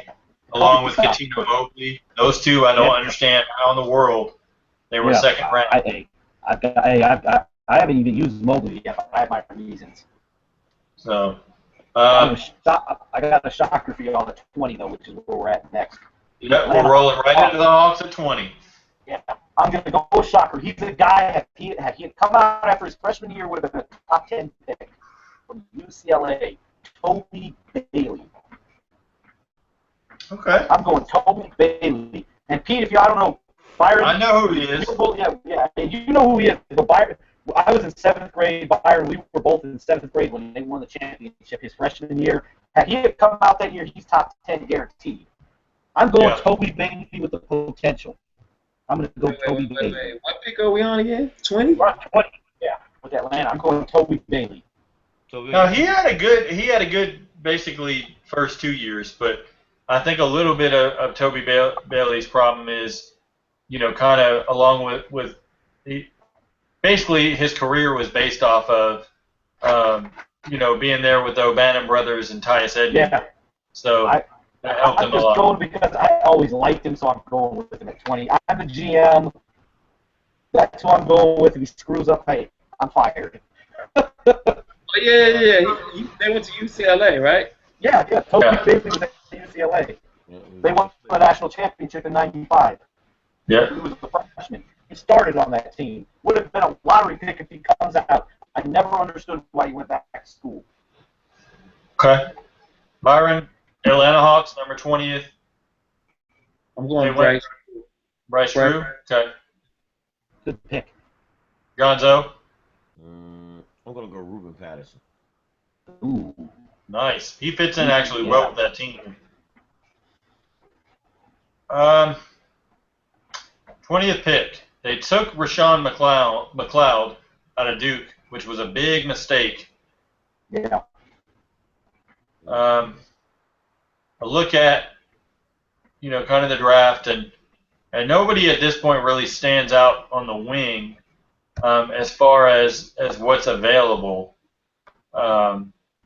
left in the draft. So I actually, despite the headaches and the immaturity, I go Ricky Davis here. Yes. Good pick. Good pick. Good pick. Moving forward, number 21, which is where Ricky Davis was originally picked. The Charlotte Hornets are on the clock. Yeah. I'm going chalk here and going Ricky Davis at 21. Okay. I'm gonna stick with that. Ricky Davis 21. Okay.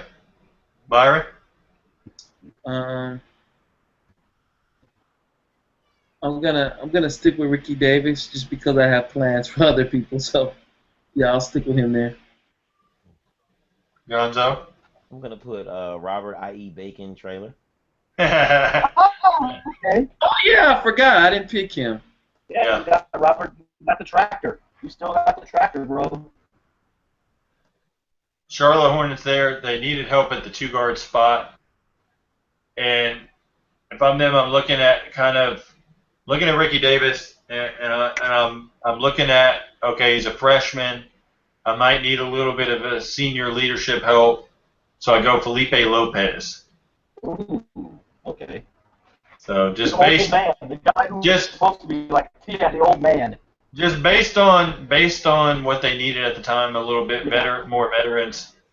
No, I'm not basing it off of, oh well, we went into his career and he bombed from the start. I'm looking at if I'm sitting in the draft in the war room, kind of what's left on the board there. Yeah. Yeah. Moving to the 22nd pick, the Los Angeles Clippers. Yes. I'm going with the Clippers at number, what if we look at 22? I'm going with the third high school player from that year. I'm going Corleone Young. Oh, Corleone Young. Yeah, he was one of the first ones that flaked out in the draft. He did not do well, very overmatched. Yeah, and he was the first player who announced. And when he announced, I remember this was my sophomore year in high school. He was projected top 10, top lottery. And he dropped to the second round along with Rashard Lewis. But I'm going Corleone Young on the potential here, upside. Who knows? He goes to a different team. Maybe he actually sticks. We'll see. And it's the Clippers, so who cares? Well, he had immaturity issues, so that was the biggest knock. Yeah, exactly. So that leads us, Byron. Who you got, man? I'm gonna put Ricky Davis right there. Okay. Puts a little dysfunction to the franchise, and has somebody that can start it earlier dysfunction with Donald Sterling. So I can definitely see them clashing. Or maybe put him in an early grave. Yeah. True. All right, Gonzo, you're up, man. 22. I'm gonna put Jerome. I ate up the whole playoff check, James. He had one good playoff series. He got all that money. The Knicks, boy. He never did anything else again. Terrible. And give Seattle them and the Knicks. Just give them the Clippers. Give all the bums to the Clippers. I stay with the overeating, and I go with tractor trailer there for my pick. So originally they picked Brian Skinner, and I go with tractor trailer, who falls because of weight concerns. So that leaves pick number 23, Denver Nuggets. Denver Nuggets. Okay, this is where I am going to go the Kobe stopper, Ruben Patterson. Okay. Byron? I'm going Robert Traylor. Nice. Tractor. All right. Who you got, Gonzo? Denver. I'm gonna go with Maceo Baston. Okay. Okay. Okay. He actually, a lot of people don't, I guarantee you nobody in the chat can basically know really who he was. He was Mr. Irrelevant, so to speak, coming out of Michigan. He played for the Indiana Pacers, which was really, he played twice for him, which was really the only time in his career he actually had semi-decent minutes. He never cracked 10 minutes a game, but he played the most minutes for Indiana, and then he had a more than serviceable career overseas with Maccabi Tel Aviv. So that's a little bit of draft history there on Maceo Baston. Baston, sorry. So that leaves me up with that pick. Basically, there is where Tyronn Lue was selected. He got traded to the Lakers. If I'm Denver, I keep that pick there, and I go with Miles Simon. Simon came out of Arizona. He was a senior that year. Mike Bibby. Yeah, and so, basically riding the coat heels of Mike Bibby, so to speak. I like it. He slides into the first round there. So a little bit of a reach, but he slides in there. Yeah, good player. Number 24, San Antonio Spurs. Spurs. They traded this pick to the Vancouver Grizzlies, but we're going to act as if they kept it. Yeah, in my draft, they keep it, and they go with Catino Mobley with another great San Antonio. Good pick. That's a good one. Nice. I saved it for that one on purpose. And he still moved up in the draft a lot, like 17 spots. Yeah. Byron? Ruben Patterson. Nice.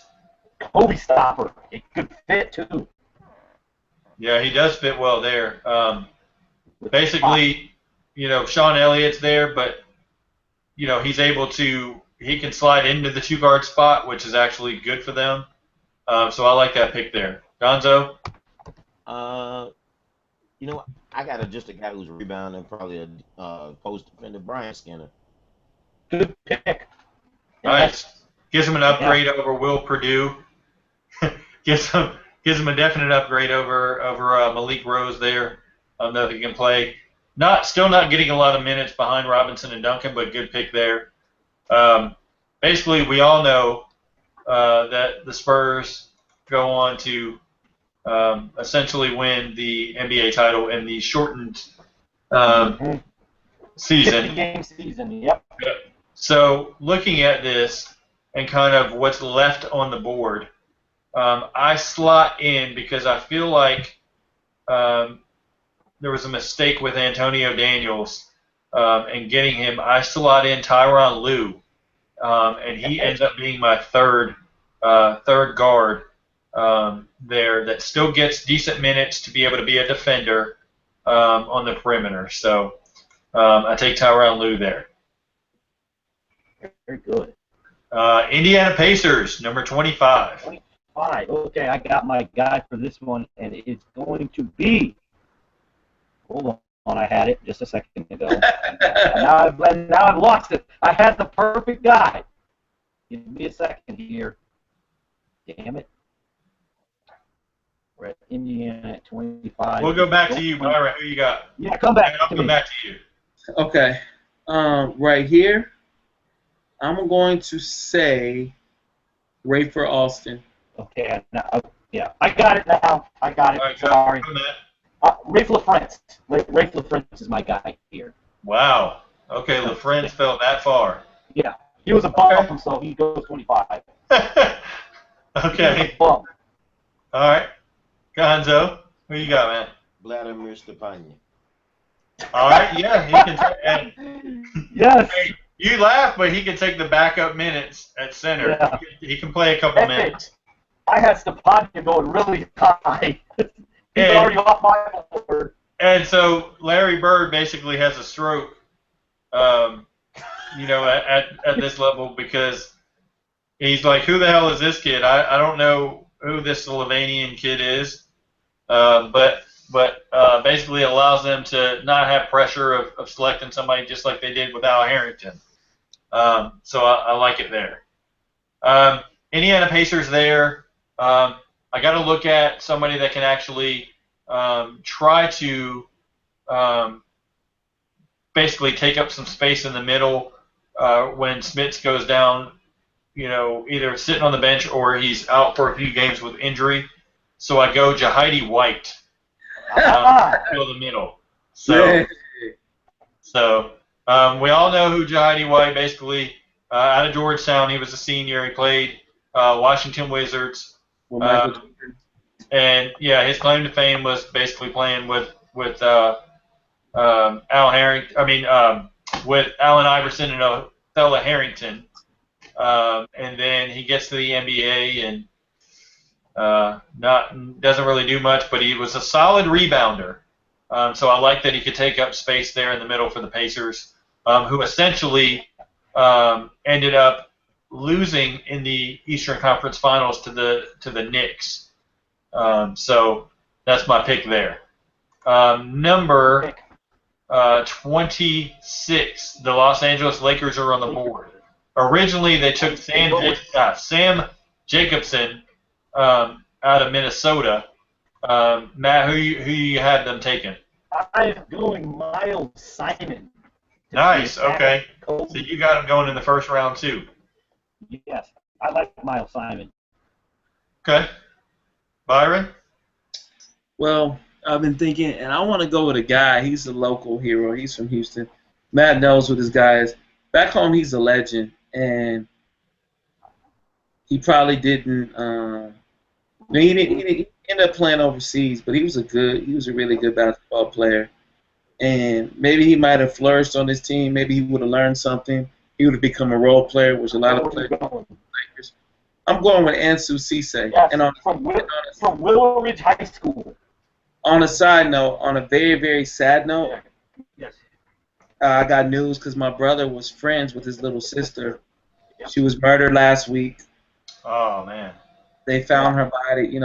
It's horrible. So I just want to say real quick, rest in peace to her, and condolences to his family. He's a legend back. And when my brother told me that his friend had died, and he told me her last name, I was like, wait a minute, her brother played in the NBA. He was like, oh yeah. I was like, yeah, that has to be Ansu Cisse's little sister. Yeah. And sure enough, it came out on the news in Houston. My folks were telling me, they said she became a headline, sister of former NBA player, and so I just want to say condolences to that family, and she rest in peace. But he is a legend in Houston. Like, everybody knows that he was a guy that even Rashard Lewis looked up to him. He was a guy. State champions in Willow Ridge High School. Exactly. And he was a guy that you could not guard. He was athletic as hell. They're of Sierra Leonean descent. He was a good guy that we always wanted to see make it. So I'm going to put him on that Lakers team, upgrade him a bit from that Mavericks, even though it's closer to home and all of that, and he gets a flourish with that. Put him on a Lakers team.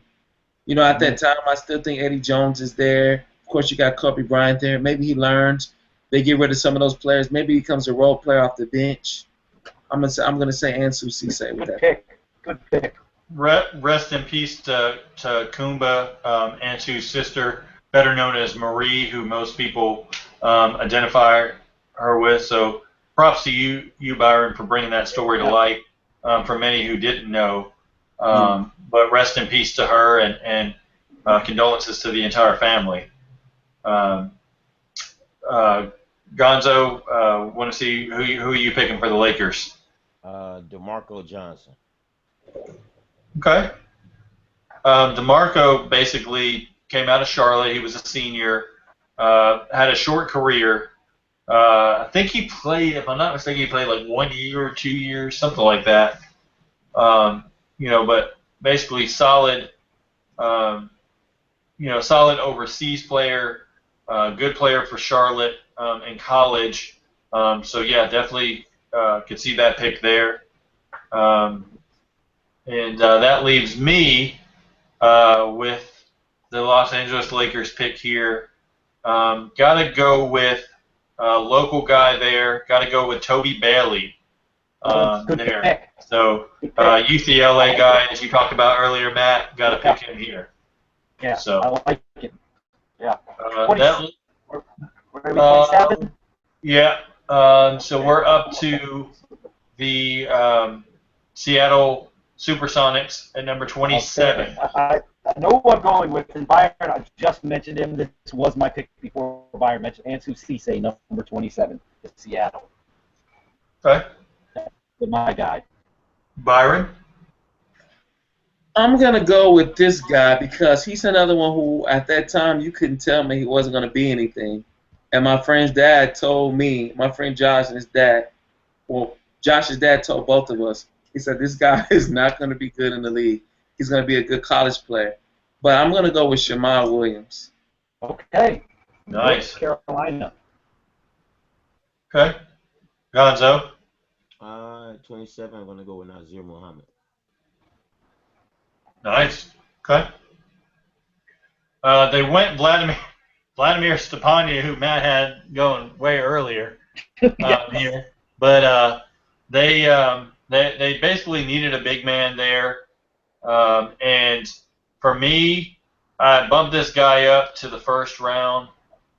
He played at California. He was a senior out of New Zealand. He's now the Brooklyn Nets general manager, Sean Marks. Yes. For the center spot. So he jumps up from number 44 to number 27. Greg Popovich disciple. Yep. All right, that leaves us with the last two picks. We're just going to do them back to back. That leaves us with number 29 and 30. 29 is the 28 is Chicago Bulls. 29 is the Utah Jazz. Yeah. So take it away, Matt. Who you got Chicago taking? I'm going 28. I just had my guy. Hold on. Give me 1 second. I'm going Ryan Bowen at 28. Had a decent NBA career. Some good years with, I believe, the Rockets and the Pelicans. So I'm going to go Ryan Bowen, 28. And 29, I am going to go with you, Mr. Pete. I'm going Sean Marks. Nice. Okay. Yes. Byron, who you got, man? I'm going Corleone Young and Miles Simon. Okay. Who you got, Gonzo?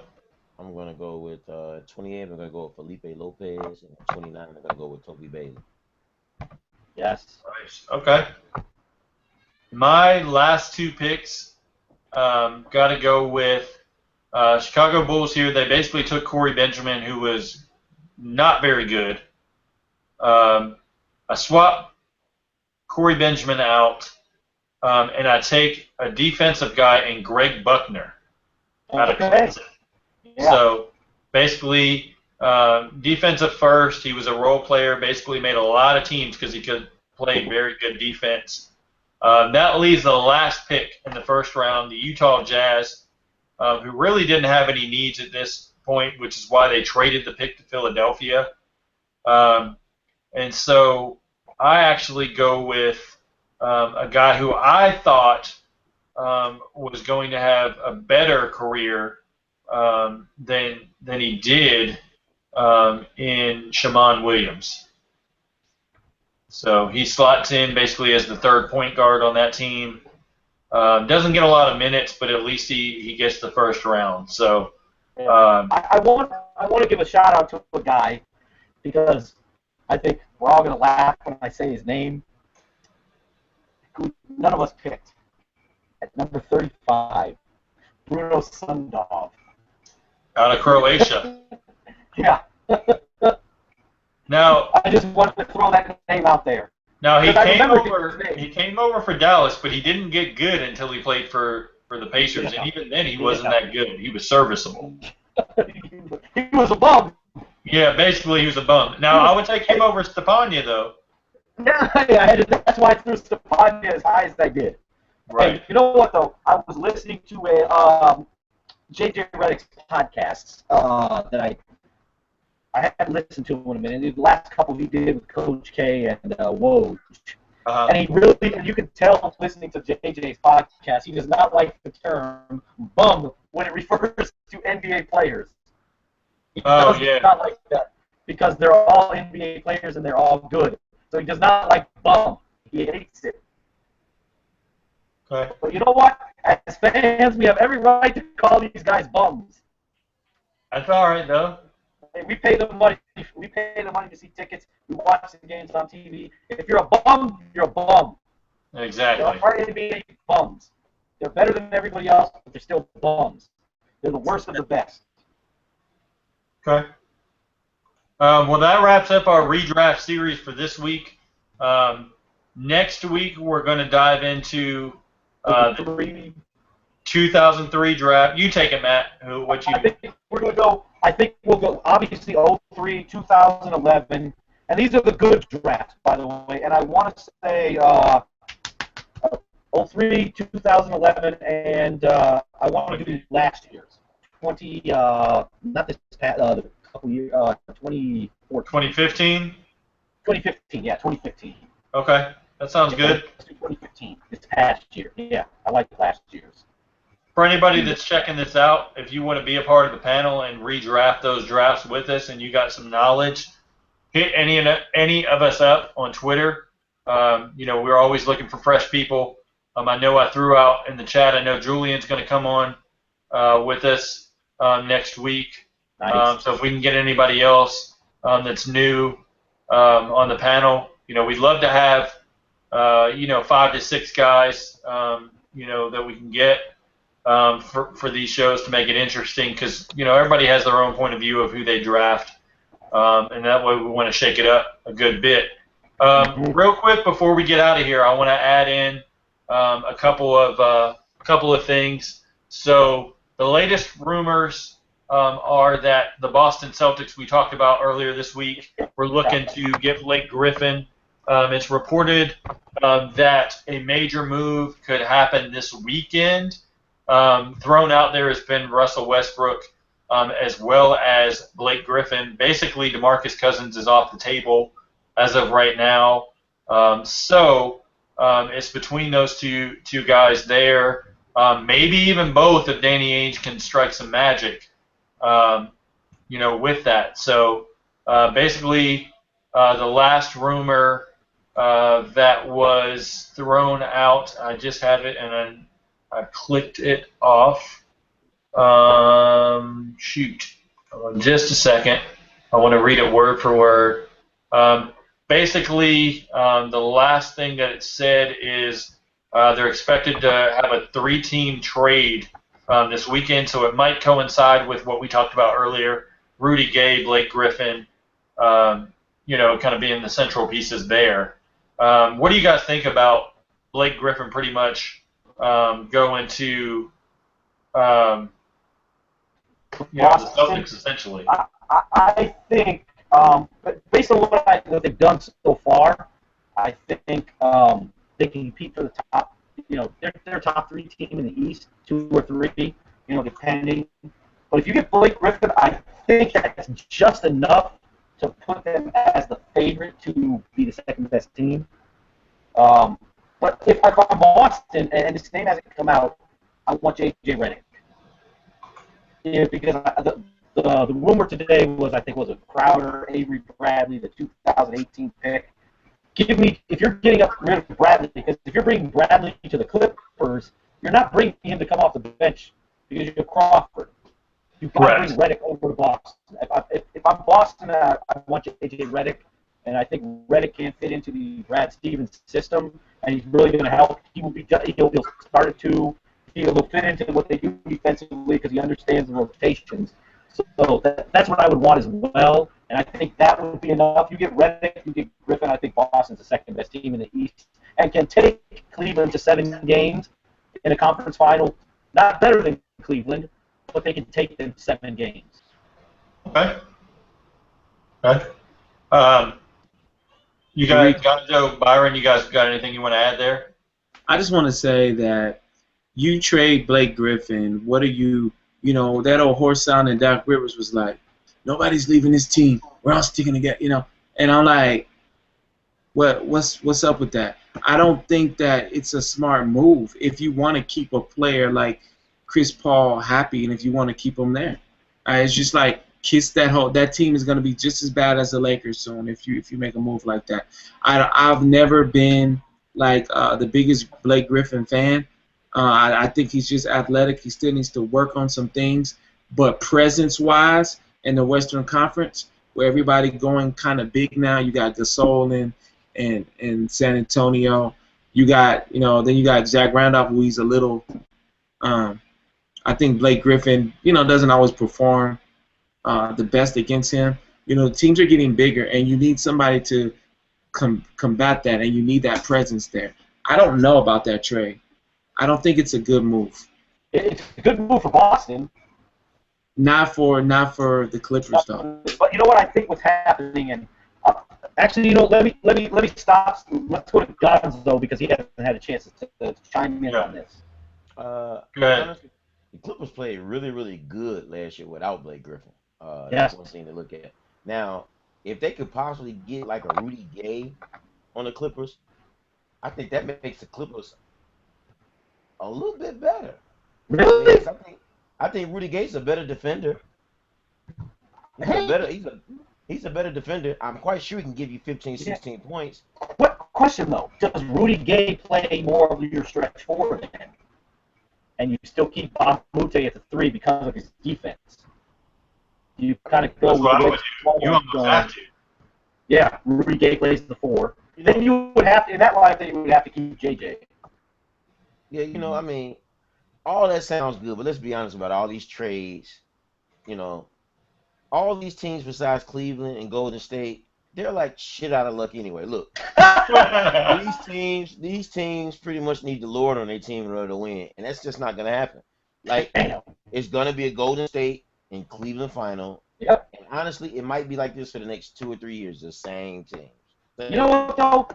I think that's a good thing for the NBA. As much as people hate on it, because we're getting, and Byron and I talked about this a couple of weeks ago before KD signed with Golden State. And Byron, you agree with me on this one. This is like Boston, LA all over again, and it's good for the NBA. Oh, we yeah. need a rivalry. As much as Byron, we all know Byron is the biggest Golden State hater. And that's fine. Did you see Eagle Wadala on the Breakfast Club today? What he said? I'm not worried about it. Here we go. Did you see what he said, though? He's like, oh, I can say it now that KD's on our team. First he's like, why wouldn't anybody want to come play with us? I mean, why not join us? And now that KD's on our team, I could say it. The team that had our number was OKC. Like, they had our number. Somehow we just overcame it and we beat them. But they were a better team than us. They were better than Cleveland. I'm like, really, dude? I'm like, hold on. I'm like, really, bro? You not even bro. I don't claim him. I'm like, really, dude? You just now found out what happened to the basketball that LeBron blocked on your way up to the Lakers. You don't know what's going on. Real quick. That boy is about as clueless as that board game. That old board game. No. I disagree. Hey, I disagree with the premise that OKC had their number. They did get beat 3-0 in the regular season, and they lost to the conference finals. What number did OKC have? They still lost. They lost 7 of 10 games to Golden State in the season. They did, but when it came to the playoffs, though, OKC had their number. Damn it! In that series, OKC had their number. They were up 3-1. They were in position to put this thing away. Yeah, they choked. They had it. It was just a few minimal mistakes they made at the end. It wasn't like OKC lost this series, but also they had this series. See, this whole Cleveland idea, and don't get me wrong, LeBron won. Congratulations, but let's be honest, Cleveland didn't really win this fucking series. Let me tell you something. The guy that was on the show the last show, he said, go look at the film and look at the Marcus. Marcus. And Marcus. And I went back and looked at those film. They foul Steph Curry consistently every fucking game. Off the ball when he's running around. Yes. Yes, and he didn't get any calls. I'm talking about he got elbowed in the throat. He got his jersey pulled. He got his wrist pulled. The calls they've been calling all season long. Yep. Let me tell you something. The NBA is about money, first and foremost. Let's look at this here. When you got 75% of people betting on Golden State to win in Vegas, how can the NBA make a profit? They gotta have Cleveland to win to make profit. Absolutely. Hey, Byron's gonna hate this. It's not like, look, no, don't get me wrong, LeBron James played a great series, but yes, the way they play defense on Steph Curry, man, Steph Curry should have went to the line 15 times a game. Yeah, he should have. Hey, and that's the thing. And Byron, Marcus, me and him played on the Houston Takers when I was playing in the ABA. He was one of my teammates. He came on last time, and I was telling you that I told you that before. They were grabbing. It was the off the ball shit that they were getting away with. It's dirty. It didn't happen the first 2 rounds. It happened against OKC and against Cleveland, and not to mention the NBA fucking all the fans over by suspending Draymond Green in Game 5. And Gonzo, let me ask you this: Draymond Green plays Game 5. Golden State Warriors are champions, right? Absolutely. Stop it, man. Stop with No, that. no, there is no stop it. No, Stop it's true. that. No, it's true, Byron. You know. It's Bro, we all all about know momentum. Draymond is violent. Look what he did the other day. He did the same thing he does in the game. No. He can't help himself. And He I'm does about it to so make much in games. He knocking people out off the court now in the street. No. He slapped this dude who was a football player at Michigan State, right? This dude came out. There's no injuries. There were no injuries. This dude came out and said that his life has changed forever. No injuries. He's trying to get paid off of Draymond Green. I'm just saying. We all know momentum is big. And Byron, you were on the show. It's me, you, and Pete. After Game 4, Golden State's up 3-1. And I raised this question when we all mentioned about Draymond.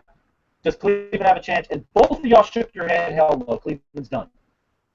Man, I don't know what I said. Don't quote me. Oh. Go back and see the tape. Pete knows. Go back and watch it. Go back and watch it. You both kind of shook your head. It's a wrap. And this is before we knew Draymond was suspended. Right. Look at the game. Me again. I go to say, every team that won in the Cleveland Golden State series, they won by double digits. Yeah. Except Game 7. Isn't that ironic? Yeah, that's what I was telling my dad. Will we say that basically it was rigged for better ratings? Can we go that far? I think that I don't think it was rigged necessarily for money because the NBA had their money already. But it was rigged for ratings. For ratings. That's why I said for ratings, not for value, not for monetary gain. It was good, and we all agree. All 4 of us, and I said it after Game 6 when they went to 7. This is what we all wanted. This is what NBA fans we wanted our Game 7, and we did not care who won. We wanted our Game 7. If we needed it. It would have finished in 5 games. Basically, Golden State would have been like, "Oh yeah, Golden State won back-to-back. Whoop-de-doo!" Historic season, and it wouldn't have got as much press. We would not be talking about, "Oh, Golden State." We would have said, "Well, it's what everybody thought. Golden State would roll through them." And let's look at this, Pete. It was a good series to me. I enjoyed it. Go ahead, Gunnar. Look at this here. Steph Curry in Game 6. Now, the first 2 calls, you can call them fouls. That last call, when Kyrie Irving's already going for a jump shot, he comes around, they give him 3 fouls in the first quarter. He sits in the first quarter from the first to the middle of the second, because that's when Livingston came in. Then you get down to the fourth quarter, the third quarter, he got 1 foul, and then he got down to the fourth with like 4 minutes, because you got to look at it. When I say the NBA is rigged, it's not rigging the baskets going in, because you can't rig that. Right. You can rig the calls with the refs. Yeah, you can rig momentum. So such as if I know somebody like Steph Curry can cut a lead when they had to lead by 20, and he cut the lead down to 8. Best way to get rid of momentum now is to give him a bullshit foul call on a steal, and then when he gets mad, you toss him and he drags him out of the game. Now you've got rid of the hot player. You just killed momentum for them. Boy, I don't know about if you can rig the shot. They got CGI and all of that, man. You know. That's CGI. You can't you got Klay Thompson hitting 11 threes, man. I don't know. I don't know. Byron, this is one thing. I'm going to bring this up because Byron and I have gone back and forth over this for years. For what? That was 2002? It's been about 14 years now. Sacramento versus the Lakers, Game 7. And I'm with Byron that the refs officiated the game.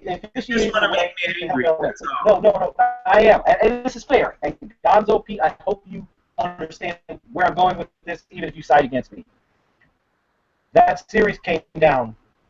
Sacramento was down by 2 points, right? End of the game. Chance to win it. Peja Stojakovic, second best three-point shooter in the NBA. It's a wide open corner three. He knocks that down. It's a wrap. Sacramento's in the finals. He missed it. He choked. Yeah. The refs did not cost. It never come down to that. They did not cheat. They still had a chance to know. This is why I always say they absolutely screwed Sacramento. The refs screwed Sacramento. I'm with that. But Sacramento still could have won. Because as Gonzo said, you can't force guys to miss shots. Guys still have to make it's a miss or make league. But like I said again, I understand where you're coming from, but you gotta look at this too. It should even went down to a last second shot because they should have been fucking winning by double digits instead of giving Lakers all those foul calls. Like, fair enough. Sometimes that's what I mean by sometimes it's not even so much. It shouldn't even have to go down to a last second shot. It should have to go down to the last 2 or 3 free throws. And this is what makes me mad about the NBA. It pisses me off to my core. Is that I hear people say this all the time. Well, that's a superstar call. Superstar call? That's compromising the game. Yeah, I agree. It should be a foul call no matter who does it or who it's on. Like, if no name Johnny comes off the bench and he gets slapped across the face dribbling the ball trying to go he should put 2 free throws, period. Yeah. But somebody like Kevin Durant can do this here with their hands and flail their hands in there. They get 15 free throws because guess what? He's the superstar? That sounds like bullshit to me. Mm-hmm. It is. Yeah. Basically, the rebounding mistake in Game 4, going back to the Sacramento, that shouldn't have happened. Are you talking about when Ori hit the 3? Yeah, when Ori hit the 3. That was really the difference in the series. That shouldn't have happened. Yeah. But basically, if you guys remember, because I'll be honest, I despised the Los Angeles Lakers, so this is how much I remember. Everybody does. And Byron does too. So if you remember, in Game 6 in the 4th quarter, the Lakers they went scoreless from the field for nearly 6 minutes. But somehow, some way, I think it was 26, 27 times they went to the damn line, the free throw line. Come on now. And, I remember watching this series, and that team really had their number because people talk about, oh, Kobe and Shaq were so great, the best 1-2 punch ever. Who did they really play? The only title that they really, really won, I mean, that was a series, that was competition. And I still don't think that 2000 Pacers team was as good as the 98 one that MJ faced. Yeah. That was the only real series. Come on, dude. Who did they play? The New Jersey Nets back-to-back? Come on. Let me roll it back real quick to that same Game 6.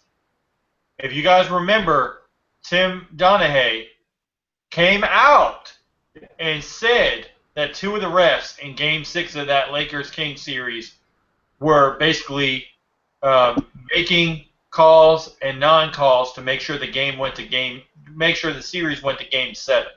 So you tell me, conspiracy theorists out there, and that's not, true that the NBA is not rigged and that they want momentum. Because think about it. If Sacramento would have won the title, that would have killed that momentum for Shaq and Kobe, and it would have lost them a lot of ratings and revenue. Yeah, and they would have never got caught. There was already tension between them now. Right. Also, if you want to go back a few years before that Portland series. Yeah, I was just about to say that was rigged as hell. That was rigged. What was it, Game 7? Game 7 was rigged. That was rigged. And also, didn't he also said that it was their job to frustrate Allen Iverson and to give him text just like, I guess how we say these police do. Byron, that was their. Philly was never Philly was never going to be that hey, we can talk about Philly losing in the finals. It just ain't happening. I'm not rehashing those memories.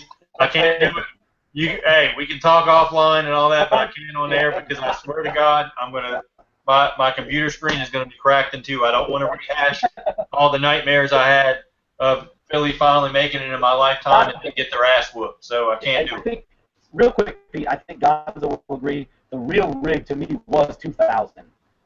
Game 7, I agree. Portland, LA. Portland had them boys beat. Yeah. Oh yeah. And the refs, and I remember watching it, and I was like, wait a second. And, you know, I'm actually a guy, you know, rooting for the Lakers, and I was like, wait a second here. And Byron will tell you, I can't defend 2000.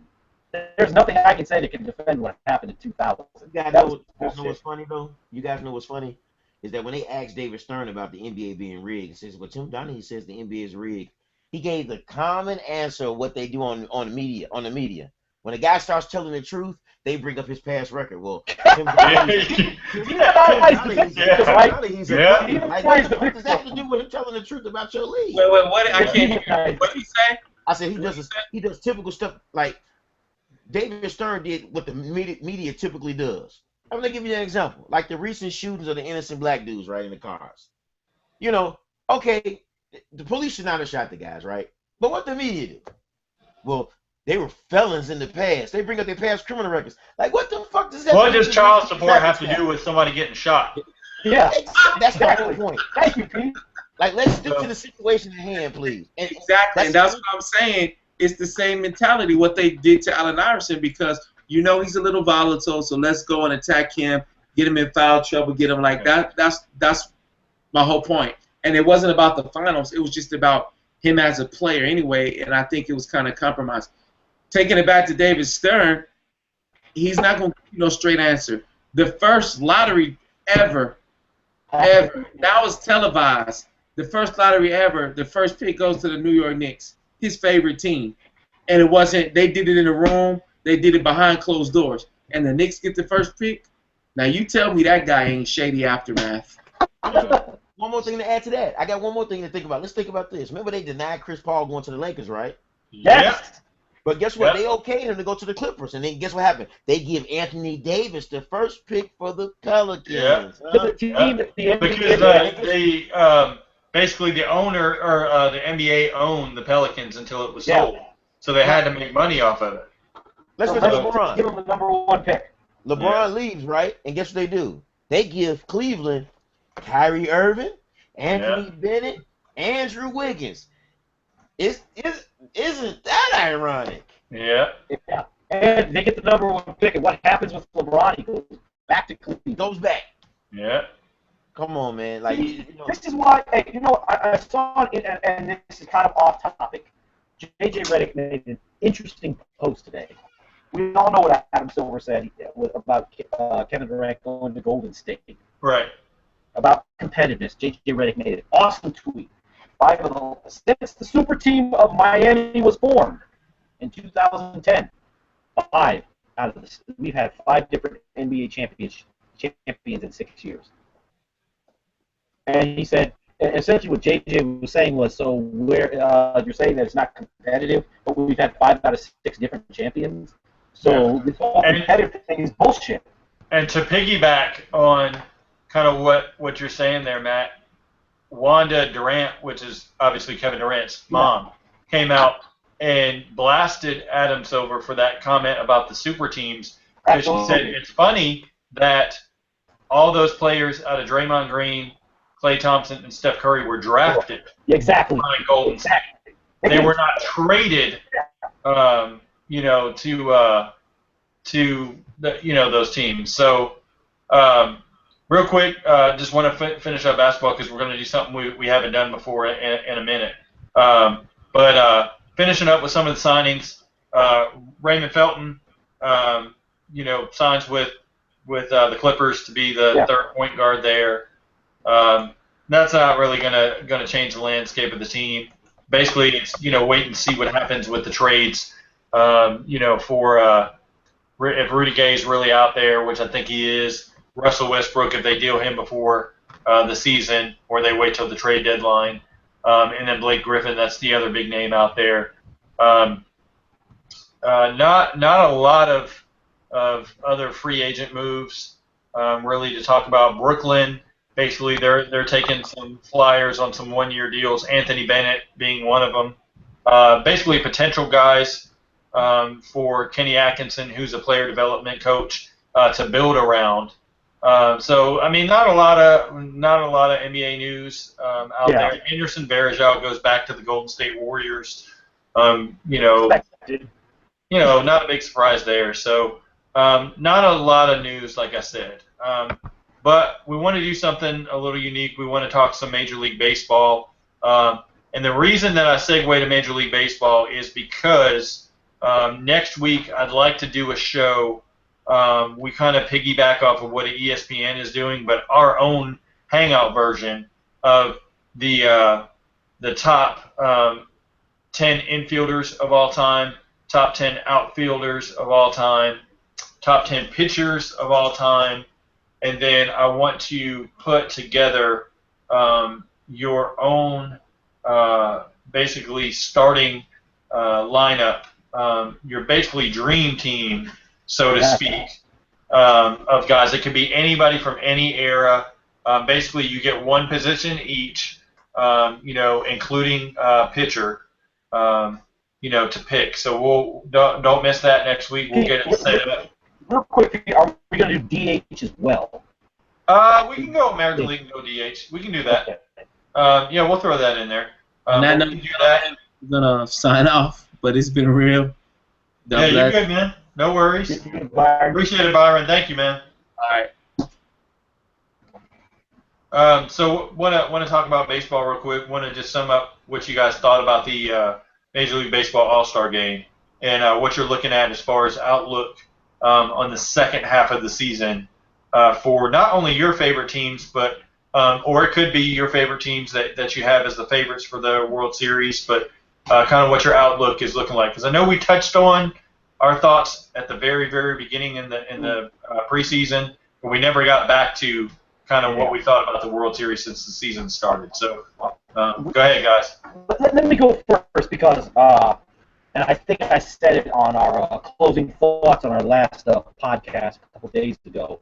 And Gonzo, you were one of them, Mr. Sam. He said, you Cub fans, which is me, diehard Cub fan, it's going to fall apart. And we've seen what's happened over the last month. It's falling apart. But I am not going to jump off the bandwagon. Oh, it's over, it's the curse of the Billy. Fuck the curse of the Billy. This bullshit. They won their last game going into the All-Star break. It will turn around. I am glad that they're struggling now instead of at the end of the season. So the Cubs are going to be fine. I told you UP, I don't know if Gonzo was on our preview show. I know I got cut out that show. But at least in the pre-show I said my National League MVP was Chris Bryant. And I think Gonzo may agree with me on this. Right now, Chris Bryant is probably slightly in the lead for MVP in the National League. But I think the Cubs are going to be fine. They need to make a trade for the bullpen. I want them to go after Miller or Chapman from the Yankees. And they got some prospects. Ian Happ. I think Soler will get moved, even though I don't want them to move Soler, because I think Soler's a stud. But I think I'd rather them move Almora over Soler. But, hey, what can I do? But if you can get Aroldis Chapman or what is it? Is it Andrew Miller? I think relief. There's Yankees got some stud relievers. But if they do that, they'll be fine. I don't think they have to make any moves in the starting rotation. Arrieta, he's going to be fine. Lester, proven champion, he'll be fine. Lackey, veteran, he'll be fine. Hamill and Hendricks, they're going to be fine. I'm not worried about the start. It's the bullpen. Jason Grimm is shit to me. He's overrated. He's shit. I like Pedro Strop. I like Rondon. But I think they need to add either Miller or Chapman. Preferably, I'd like Chapman. But we'll see.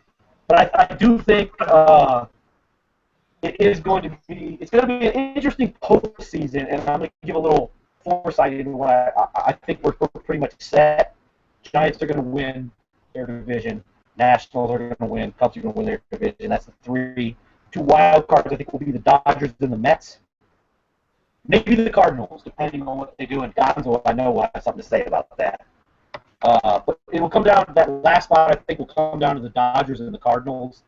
So one of those two teams, and I don't think the Mets come out of that wild card game. I think it'll either be the Cardinals or the Dodgers who win that game to play the Cubs. And I think the Cubs will end up winning.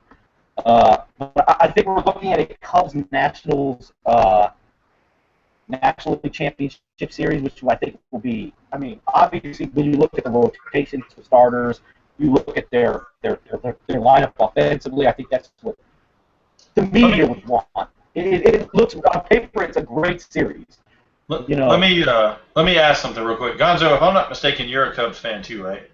Cardinals. No, I'm not. Oh, you're a Cardinals. Look at this stat. White Sox and Cardinals fan all day. White Sox, that's right. I knew you liked the Chicago team. I couldn't remember. Okay. Yeah, I like the White Sox. But the Cardinals, most definitely my second favorite team, absolutely. Gonzo, do you think, are you kind of with me, it comes down to the Dodgers and the Cardinals for that last wild card?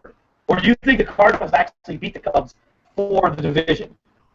I think the Cardinals are going to win the division. Ooh. Keep rolling. I can't hate on that. I'm not going to hate on that at all. The Cardinals do this. They do this year in and year out. They do. They do. Okay. And you know what, Gonzo? You notice their starting pitching is coming around.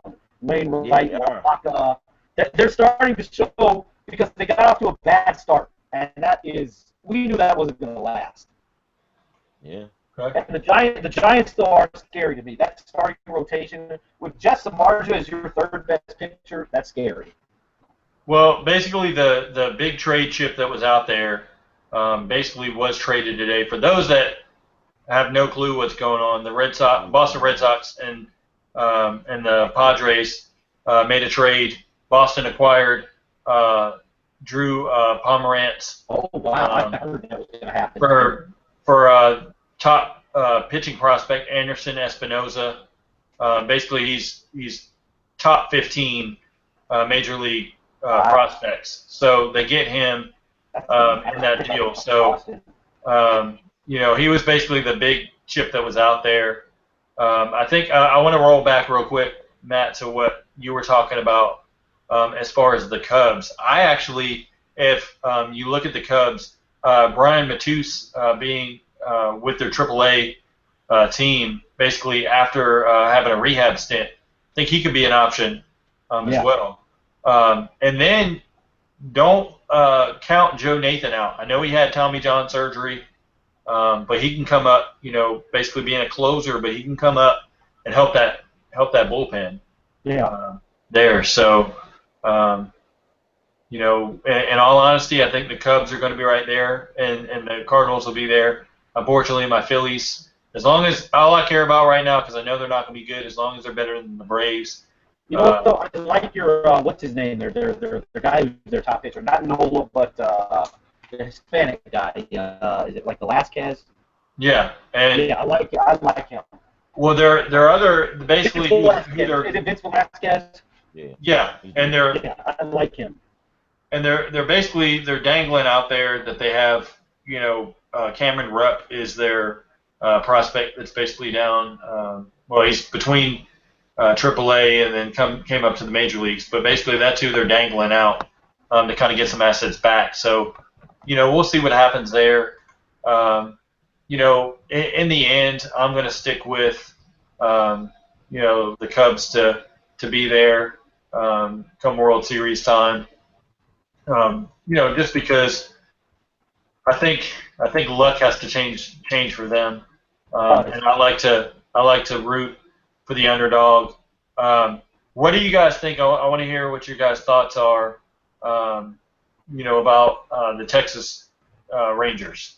They're one of the favorites there. Yeah. I like the Rangers. I mean, they last year they came on. They did some things. Getting your guy Hamill from Philadelphia was big. Yeah, Cole Hamels is. And now they got H.J. Griffin, I believe, pitching. He's good, and it'll be interesting once. I don't know if he's out for the year, but Yu Darvish, I think, is the guy. Like, he's an outstanding pitcher when healthy. So I think the pitching staff is there, and it will be interesting to see if Prince Fielder can turn it around. Because that guy's still young, what, 27, 28 years old? He's not old. He's just having a bad year, and I love the story of Jurickson Profar, the former #1 overall prospect, missed the last couple of years due to injury and just fell off the map, and he has really turned around. I think it's a good story for baseball. You know, he stuck with it, and he's showing that he was worthy of that top prospect ranking. Okay. Gonzo, you got anything to add on the Rangers? No, I think they got a great lineup, good pitching staff. Mm-hmm. I mean, right, like I said, I didn't expect them to run kind of pretty much like running to the top of the division. You know what though? Let me jump in here for a team that because I know I got cut off on our podcast when we were giving our predictions. But Pete knows who I predicted in our pre-show. The Houston Astros was my team in the American League, and they're turning it around. They look really good, and I'm still sticking with it. I still think we're going to get Cubs Astros in the World Series, and I'm really the guy that I am disappointed with the Astros is Carlos Correa. I just really am. I thought he's not been bad. He's been really good. But he has not been an MVP candidate because I picked him to win MVP this year, and but I'm glad that George Springer has finally stayed healthy and showed what he can do because I love George Springer, and we all know what Altuve can do. We don't have to say anything about Altuve, but I think their pitching staff is the reason why they got off to a slow start. You know, Dallas Keuchel was really bad. You know, Cy Young winner last year, been awful this year. So I think, and the fact that they're 47 and 41 right now, I think, is a testament to how good their offense is because their pitching staff has been ass. If that pitching staff can turn it around like they did last year, watch it out. I'm still taking the Astros to come out of the American League. I'm sticking with it. Okay.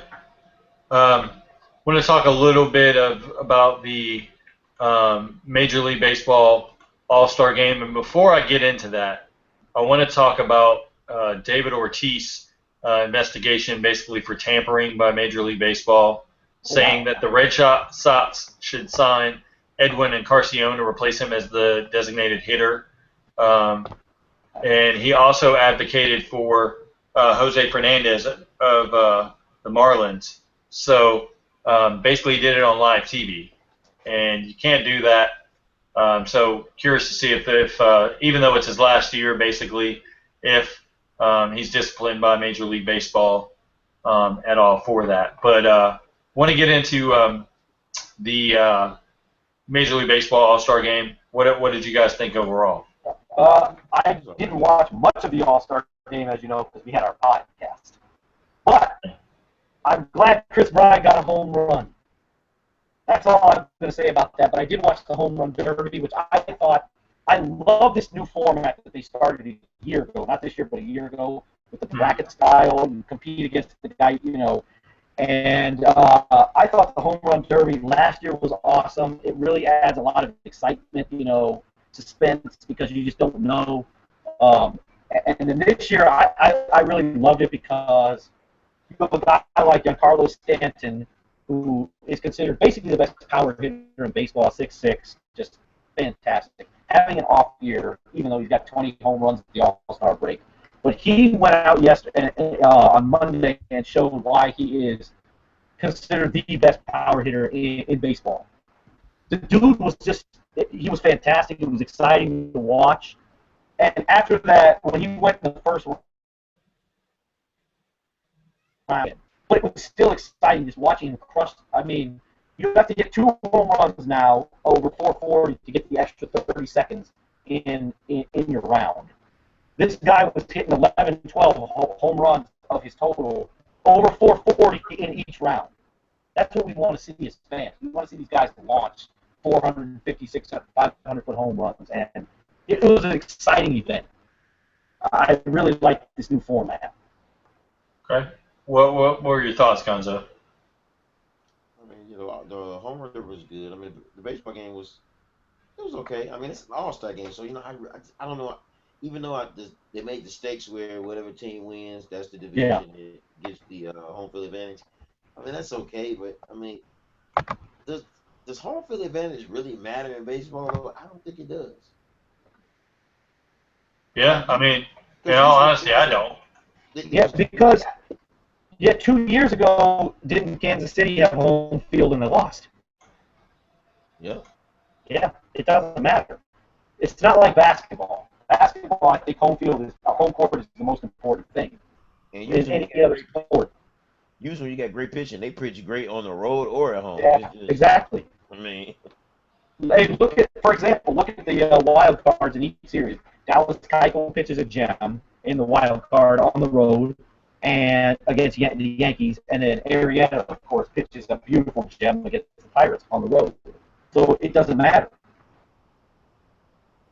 Yeah. Um, I mean, overall, to me, I feel like I'm kind of like you, Matt. I like that Chris Bryant was actually um, able to get a home run there, and basically, I think they need to do away with um, the home field advantage. To me, that's not gonna. Yeah, you're like my dad. My dad's my dad played minor league baseball, with the Cubs and the Cardinals organization, and he hates the rule. He thinks it's And stupid. and the thing about it is the ratings for this game was an all-time low. So, That's actually surprising. which it only drew, I think, like 8 million viewers or something like that, which it did really, really bad. Basically, Fox has got to revamp it up and figure something out. Um, you know, basically, you look at 2 years ago when they did the tribute to Derek Jeter. That was awesome. That basically you went uh, 11 million viewers then, and now you can't even draw 8 million viewers. So I mean, it's pretty What's bad. surprising, Pete, is with all these Cubs in it. The Cubs are. I mean, we know what they were called, the lovable losers. Everybody likes the Cubs. You would think with all these Chicago Cubs in it, people would be watching. Yeah. It's just surprising. This lower the Cubs are essentially considered the best team in baseball, and we got the lowest. All they got, the entire infield was Chicago Cubs. You got Lester Arrieta, who did not pitch, but still, I mean, and Fowler, who was injured, so he didn't play. But all these Cubs, and people didn't watch. That's shocking. Though? You know why though? If you notice, like the Pro Bowl is done like towards the end of the year when people are at home. The NBA All-Star break is done in hockey. All-Star breaks are done when it's cold, so people are home. Baseball is in the middle of the summer when nobody's at home. At like Correct. 6 p.m. Yeah, they're all on vacation and stuff, and now like nobody's at home to watch it. Yeah. And the thing about it, the bad thing is, and I'm going to go ahead. I had to look it up because I knew most of it off the top of my head, but I had to look this up. Out of the viewers, these are the age ranges. So kids 12 to 17, and only 294,000 people viewed in. 18 to 34 years old, 1.2 million viewers. 35 to 49-year-olds, 1.5 million viewers. 50 and over accounted for over 70% of the viewers at 5.2 million people. So it goes to show you. Old people love baseball. That's their pastime. That's their sport. Right. They love baseball. And I don't, no knock on old people. No knock on old people because they're awesome. But they love baseball is their sport, and it's America's pastime. So it makes sense. So we've basically got to do something. What needs to be done, and I think Gonzo will agree with me on this, and I think you will too, Pete. Baseball was very popular, I think, amongst young people when you had Bonds and you had Ken Griffey Jr. Right. Guys like that. I think what we have to do, it's obviously a majority Hispanic game now. Guys are coming from the Dominican Republic and the different areas, and that's fine, and it's awesome. You know, you have your Bryce Harpers, your Chris Bryants, your Mike Trouts. But I think what we have to do, we got to get more of your Andrew McCutcheons, guys like that. I think that would really help. I don't know if Gonzo agrees, but I think we need more guys like that. Basically, go ahead, Gonzo. Go. It's one more thing that one more thing I think that baseball does differently than differently, and hockey is the same way. We're gonna say hockey too, because hockey kind of goes in the same. They don't get the views they should when they're probably the two. Hockey and baseball are probably the two of the most. Even though a person uses PEDs, you still got to see the ball and hit it. Yeah, right. exactly. Throw the strike. So you can take all the steroids you want, but a lot of the guys that were on the PED list that took all the steroids, they weren't even hitting a whole lot of home runs. Exactly. Right. You know, like guys like Chuck Knobloch wasn't hitting a lot of home runs. You know, so right. The dude for the Mariners who was one of their better prospects, I forgot his name, but he got on the list. He wasn't doing shit. You know, but the point I'm trying to make is that one thing that the MLB and NHL do that I think they need to do a better job of. We know your games are true to team sports. Basketball and football, they're called team sports, but they do a better job of advertising the superstars. Yeah, exactly. See, the MLB still advertises the team. You never see, like, they'll say, like, the Giants, they'll talk about the Giants. They'll say the Giants win the game. They need to do more talking about Madison Baumgartner. Mm-hmm. Brandon Belt, Buster Posey. Yeah, do more talking about Buster Posey. Do more. Honestly, right now, they got a guy right now in the MLB who's a huge selling point to Major League Baseball. He can be marketed as a star across the world. Mike Trout is very marketable. Yes. Chris Bryant, he's very marketable. These are guys you can actually advertise this and get people more into the game of baseball. You know what I'm saying? And the thing about it, with this All-Star game, the big headline was basically Kansas City Royals versus the entire National League. That's basically what it came down to, because Kansas City Royals took the show for that All-Star game. Yeah, Eric Hosmer and Perez drove in all 4 runs. Each of them hit a home run. Right, and so basically, what does that say? This is boring. Like if I'm watching an NBA game and I'm watching basically, the Spurs dominate, I'm probably going to end up, turning that to a different game. I'm going to flip the league pass and see a young, exciting team. I'm not a big Spurs guy, so to me that's boring.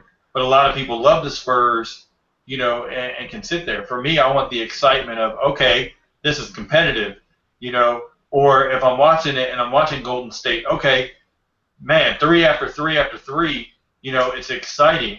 I don't want to see a slowed down team concept all the time. Now it's great, come playoff time because it's, poetry in motion, so to speak. But, at the same time, I want that excitement. What's going to keep me on the edge of my seat surprised? And Gonzo, you touched on hockey being, growing up. I mean, that was my dad's favorite sport. I mean, I remember sitting there watching Eric Lindros and the Flyers.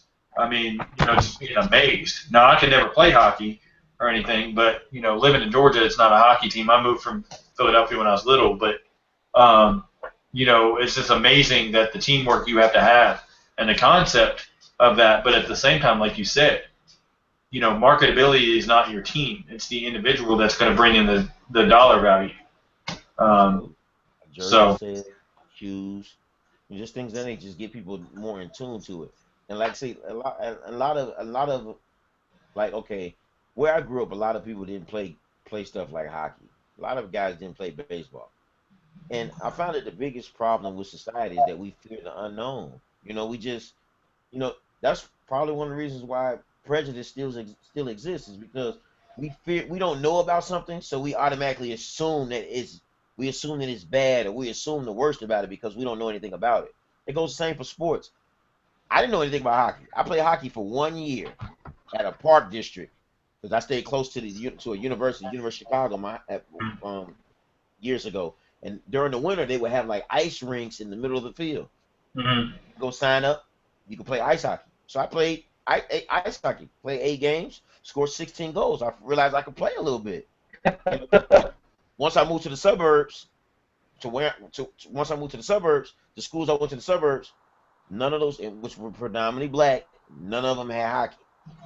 They teach you basketball, they teach you football. They really don't even teach baseball that much. So a lot of times people shy away from it because they don't really know about it. And honestly, like you said, Meek Mill, honestly, if they advertise guys like Andrew McCutcheon, more black players, Yeah. it will kind of help some young black guys to say, okay, well, baseball's not so bad. You know what I'm saying? Because I'm going to take another guy who I thought was real good for marketing baseball, especially for black men. I thought Jermaine Dye was real good for Yes. Yes. You know what I'm saying? He was good. You know what I'm saying? But like I said again, we don't, and part of it is because we so narrowed down to sticking to just the things that we're comfortable with. A lot of people don't step outside the box. Me, I'm the type of person, I want to step outside the box. I'm going to tell you something. The first time I ever learned anything about soccer, I started playing Pro Evolution Soccer. And the moment, and you know what my favorite team was on the game? Was AC Milan. They had Ronaldinho, and I fucking love that team. Then I started learning more about players like Kaká, and Ibrahimovic. And I started learning about Wayne Rooney. And after a while, I'm like, wow, man, soccer's really exciting. I was closed-minded just basketball and football. Yeah. There's more sports out there to enjoy. It's funny because I remember hearing about, and hockey fans would know about this, but Seth Jones, who is basically NBA longtime player and coach, Popeye Jones' son, he actually is playing professionally for, got drafted by the Nashville Predators and now plays for Columbus. But basically very good prospect. And a lot of people, I saw an interview, kind of made fun of him because he didn't follow his dad's steps in basketball, and like you, Gonzo, kind of thought outside of the box and decided to play hockey. Well, hockey, as everybody knows, is not the most appealing sport to the African American community. But I love that he went outside the box and actually stuck with it and became the fourth pick in the draft and is actually doing pretty solid. So that just goes to show kind of get outside of your lane, play a little bit out of your comfort zone. Now, I can't play soccer worth shit, but I went to a very diverse school, and I figured, okay, I can move my feet pretty good, and I'm long as hell, so I can actually play goalie. Now, did I play on the team? No. But, in pickup, I'm like, oh, shit, I can stop the ball. I can dive. I have quick reflexes. I can get there, whatever. But it never interests me enough to play on the team, and considering, some of the shit that people could do with the soccer ball with their feet, I couldn't do, but I was kind of intrigued with it. Now, you put me on a golf course and all that stuff that people like to relax. I couldn't help you there. That's not my relaxation. But, some people like it. But you know what, and Gonzo will agree with me on this, and I think you will too. You know what turned me on to golf? Gonzo, you probably watch golf, Pete. What was it that really put you on to golf? For me, it was Tiger Woods. I think both of y'all will probably agree because we're all around the same same age. It was Tiger Woods. Yeah. Tiger Woods made you interested in golf. Yeah, absolutely. Exactly. He did. Yeah. And that's what I think baseball needs to do. Make these young kids, because there are good players out there, and obviously we know, especially for the most part, the Dominican Republic, that's where a lot of the baseball players are now. A lot of these guys, Cuba, we're seeing all these guys get signed. You got your Chris Bryant, your Bryce Harper, Mike Trout. But we need more guys, Andrew McCutcheon. We need more guys like that. Jason Hayward, he's still young. He's only 25, 26. Let's get these guys, because Ken Griffey Jr. did it back in the day. The three of us all probably love Ken Griffey Jr. I love Ken Griffey. Love that Exactly. We need that. That's what we need. And it will be interesting if young African American kids will start playing baseball again, and that's why I think we need Andrew McCutcheon, because I think actually, and they said it during the All-Star game, I believe, or maybe, or no, it was when over the weekend when the Cubs were playing the Pirates before the All-Star break. It was on Fox, if it was a Fox game on Saturday, and the guys were saying Andrew McCutchen he's the most marketable player in baseball. They need to market this guy. And if you look at the last 4 or 5 years, he's probably been, outside of Mike Trout, the best player in baseball. Yeah. You don't hear about Andrew McCutchen. You don't. He's been an MVP. He's been the best player in the National League the last 4 years. I'm gonna tell you hear about him. I'm gonna tell you another person who's very marketable, who wants to make the game fun, but you got so many like old heads, and it's just these writers with all these rules. Yeah. Bryce Harper, man, he's marketable. Yes. The dude is fucking marketable. Yes. Let him make the game fun and let people enjoy it. Like really, like they kill me with they shouldn't make all these antics. Well, look, if you don't want them celebrating after home, you should have struck them out then. It's like when Bautista hit the home run in the playoffs, he does a bat flip. Everybody hates on it. That's fun. Like, we want to see. Let that be out there. This is not 1956. We're not watching Mickey Mantle anymore. We're not watching guys like that. We're not watching Ernie Banks. Right. But let's embrace these young players. Let them do what they do. It does not have to be like it was in 1920. Another thing too. Where are the documentaries of baseball like they used to have? Like I'm gonna tell you something that really got me into baseball. The Ken Burns baseball documentaries. Like when they start telling you the history of baseball, like about Babe Ruth, Lou Gehrig, George Pipgrass, and all those guys. Like where are those documentaries? And they talked about Walter Johnson. They talked about Roger Hornsby. Like we need more of that back.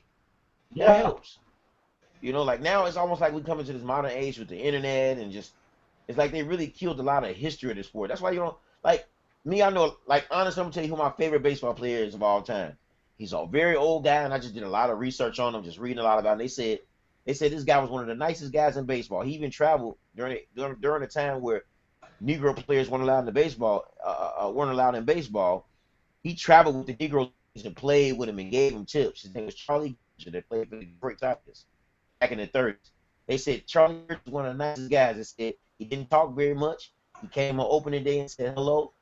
On the last day of baseball, he said goodbye, and in between, he batted 350. Like, go look at his numbers. He batted 100 RBIs almost every season and batted like 330 every year. Probably the most double plays in history. The most double plays as the tandem, I think, was P.V. Reese and Jackie Robinson. But the point I'm trying to make is, after I did so much research, I'm like, wow, this dude is like one of the best baseball players, defensive and offensive players ever. Has 2 championships, and that has like been like my favorite baseball player. Like the number I've worn football, one number I've worn softball, has always been 37. It's like Charlie Gerger. Nice. Yeah. Okay. Well, we dived in a little bit into baseball. We dived a little bit into the history, the NBA draft, and we're going to touch on a lot more diverse topics. For those of you that kind of stuck with all of our hangouts before, we touched on Austin Sterling issues and just American injustice in general. So we're going to try to do a lot of diverse topics like that. We're not just about sports. Can I here, because I want us to do this. We talk in the pre-show, and I know it's entertainment, it's movies, and I know you'll see it. But I think we need to let everybody know to look forward to all of our thoughts on Batman versus Superman, the Ultimate Edition, the direct cut. Because I know a lot of people did not like the theatrical version, and I'll be the first to admit, I love Man of Steel. I really like the theatrical version. When I saw the Ultimate Cut, which was released digitally almost 2 weeks ago, it comes out Blu-ray DVD on Tuesday. But I was blown away by the director's cut, the Ultimate Edition, because they do really fill in a lot of holes, and I think it's something you guys will enjoy. Pete. Gonzo, we'll talk to him on our post show here. We'll get him involved, and we'll get some guys, and we'll talk Batman versus Superman. And I think what we should do, because we know Suicide Squad is coming out on August 5th, which is going to continue the whole DC universe of movies, and I think we can do something there. because next summer we got Wonder Woman, we got Justice League coming out. I think it will be fun to have some movies. And Pete is probably a bigger movie person than I am, as you can see. Evident behind me. And I thought I was a huge movie person. Yeah. But damn, Pete, I'd say between what I have behind me and what's on the other wall over there, I'd say I haven't counted in a while. But about a year ago, I was just shy, just a little bit over 4,100 total DVDs and Blu-rays. So I've got to be hitting probably about 4,700 by now. Yeah. And I know my movies, so they're not just back there for show. So I've collected since I was a kid, and I'll keep collecting till the day I pass, and go to the movies. I haven't been able to go probably in the last 6-7 months very often. As a movie person, I usually see more. I haven't seen as many this summer. I've seen Ninja Turtles, which, if you were a fan of the 80s cartoon Ninja Turtles, you will like them. You will like Out of the Shadows. I saw Independence Day, and I know it got bashed, but there are elements to the movie which I enjoyed. It was entertaining. I will say that. I think those are probably the two that I've seen. I'm really looking forward to, obviously, Suicide Squad, Jason Bourne. Jason Bourne will be the next movie that I see. I'm going to see Ghostbusters this week. I'll take a pass on Ghostbusters. It doesn't bother me that it's the females doing it. That's not a big deal to me. Yeah. I saw Rotten Tomatoes. It's up to like 75%, and a lot of people have said it actually does the original justice. So I'm going to go see that. There's probably some other movies that I would like to see that I haven't seen yet. I haven't seen Central Intelligence comedy. I'm sure it's funny because of The Rock, Kevin Hart, can't go wrong there. Right. But I think everybody will enjoy. I want everybody to watch on Tuesday. Go check out the Ultimate Edition of Batman vs Superman. I will recommend it to everybody. Even if you did not like the theatrical version, and it does not change Act 3. I don't want to spoil it for those like Pete who have not seen it yet. Act 3 is not changed. But leading up to that point, Act 1, Act 2, there are a lot of holes that are filled in. And it makes sense. Like, a lot of people complained about Lex Luthor, his plan sucks, it makes no sense. But you actually see it play out within the movie. A lot of people said, well, it was more of a Batman movie with Superman in it. In the Ultimate Edition, it is Batman and Superman, and you see it. So I think everybody will enjoy it more. If you have faults with the Act 3, it's not going to change your mind, but it's worth it. It will make, let's just put it, I will say this, you will care about Superman a lot more if you watch the Ultimate Edition. That's what I'm going to say. I don't want to spoil it. We'll have that on tap, and we'll once I see it and I can actually give some actual thorough analysis on it, we'll do a show. We'll get some guys together and do it. So, basically going forward, we'll stick with NBA as our forefront of our topics. But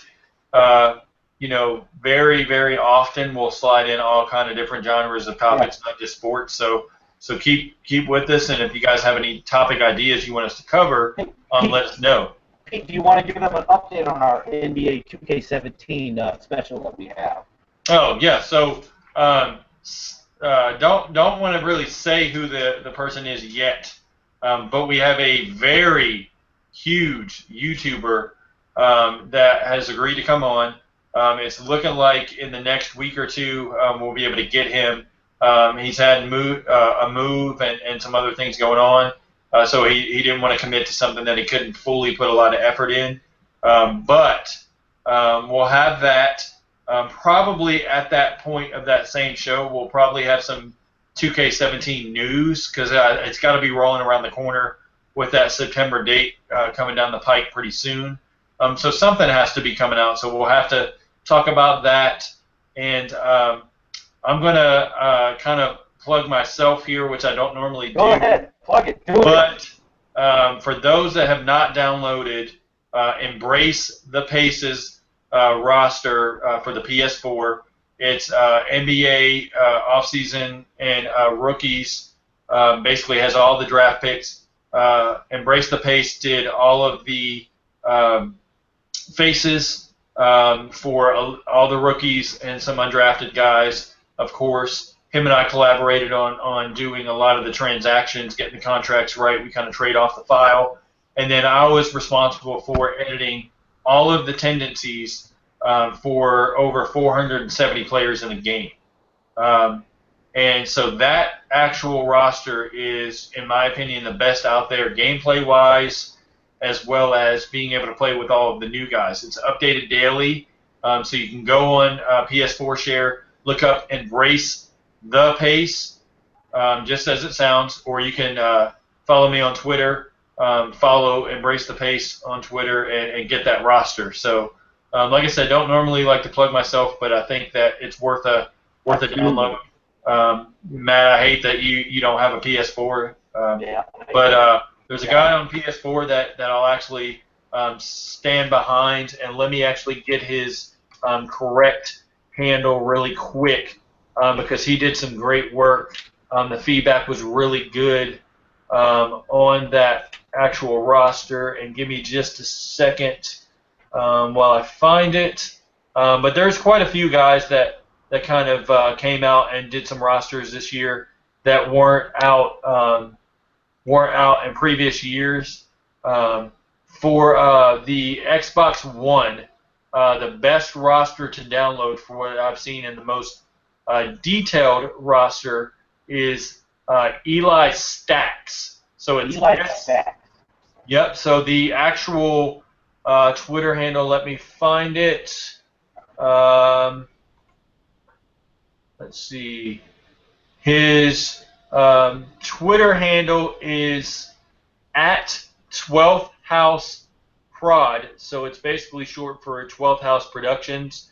So it's the number 12, THHOUSEPROD, and it's short for basically it's the Twitter handle for Eli Stacks, and you can actually find the actual download on Xbox One. It's Eli, ELI, and then it's STAKZZ00.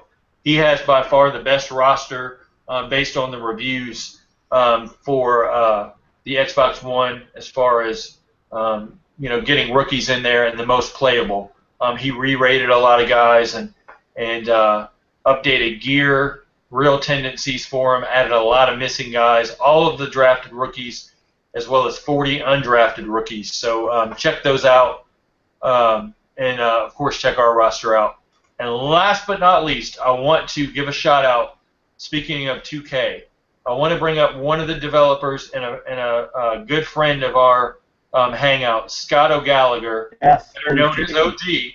I tweeted out the link to this, so you guys can check my Twitter. But they basically, part of the Portland Tribune, which is the Pamplin Media Group, did a huge online article on where Scott O'Gallagher is today. For those of you who don't know, he was a two-time first-team All-American, and he played in college at Gonzaga. Gonzaga. No. Dan Dickow played at. He played at Warner Pacific, and he's good friends with Dan Dickow, of course, and you all know him from his winning tips on NBA 2K TV. So shout out to Scott and his family for everything they do, and kind of rolling it back. Since it's Thursday, Throwback Thursday. Shout out to the OG and Ryan and Shane's old podcast that he used to do that kind of put OG on the map after his basketball career was over and got him onto the EA Sports live team, and then of course now with 2K. So big shout out to OG and everything there. So Matt, you got any shout outs real quick before we get out of here, man? Oh, just shout out to Byron, Mike Skills. I know those guys couldn't come on with us. Lance, Julian Lomenzo, Los, Orlando Till, Greg. Always, Greg Smith is probably our biggest supporter. Yeah, absolutely. We gotta get him, and we are going to bring him on for our 2K show. Yes. Yes, he's probably our biggest supporter. So a big shout out to Greg Smith. Yeah. Shout out to Raven as well. Yes. At Bulls Mystique. She's a huge supporter of the show. We want to get her on. She is a big Bulls fan, and I'm dying to get her on before the season starts. Definitely by preseason because I want to get her thoughts. Shout out to Cheryl as well. We want female, basically ladies on this hangout. So one of you between Raven, Cheryl, or whoever wants to step in as a female lead, we really want you on. We want the female perspective, and you ladies know your basketball, so would love to have you. Like I said, many shows, anybody that wants to come on that has not been on, we'll give you a shot. We all had our shot, and we want to give you your shot. So, Greg, we want you on, of course. Thank you so much for being a big supporter. Orlando, I got to get you on, man. I know you have never been on, but you're always there in the chat. Alex Campbell, Los, you're a big supporter as well, one of our biggest. And, of course, Julian, you've been on before, man. We got to roll with you again.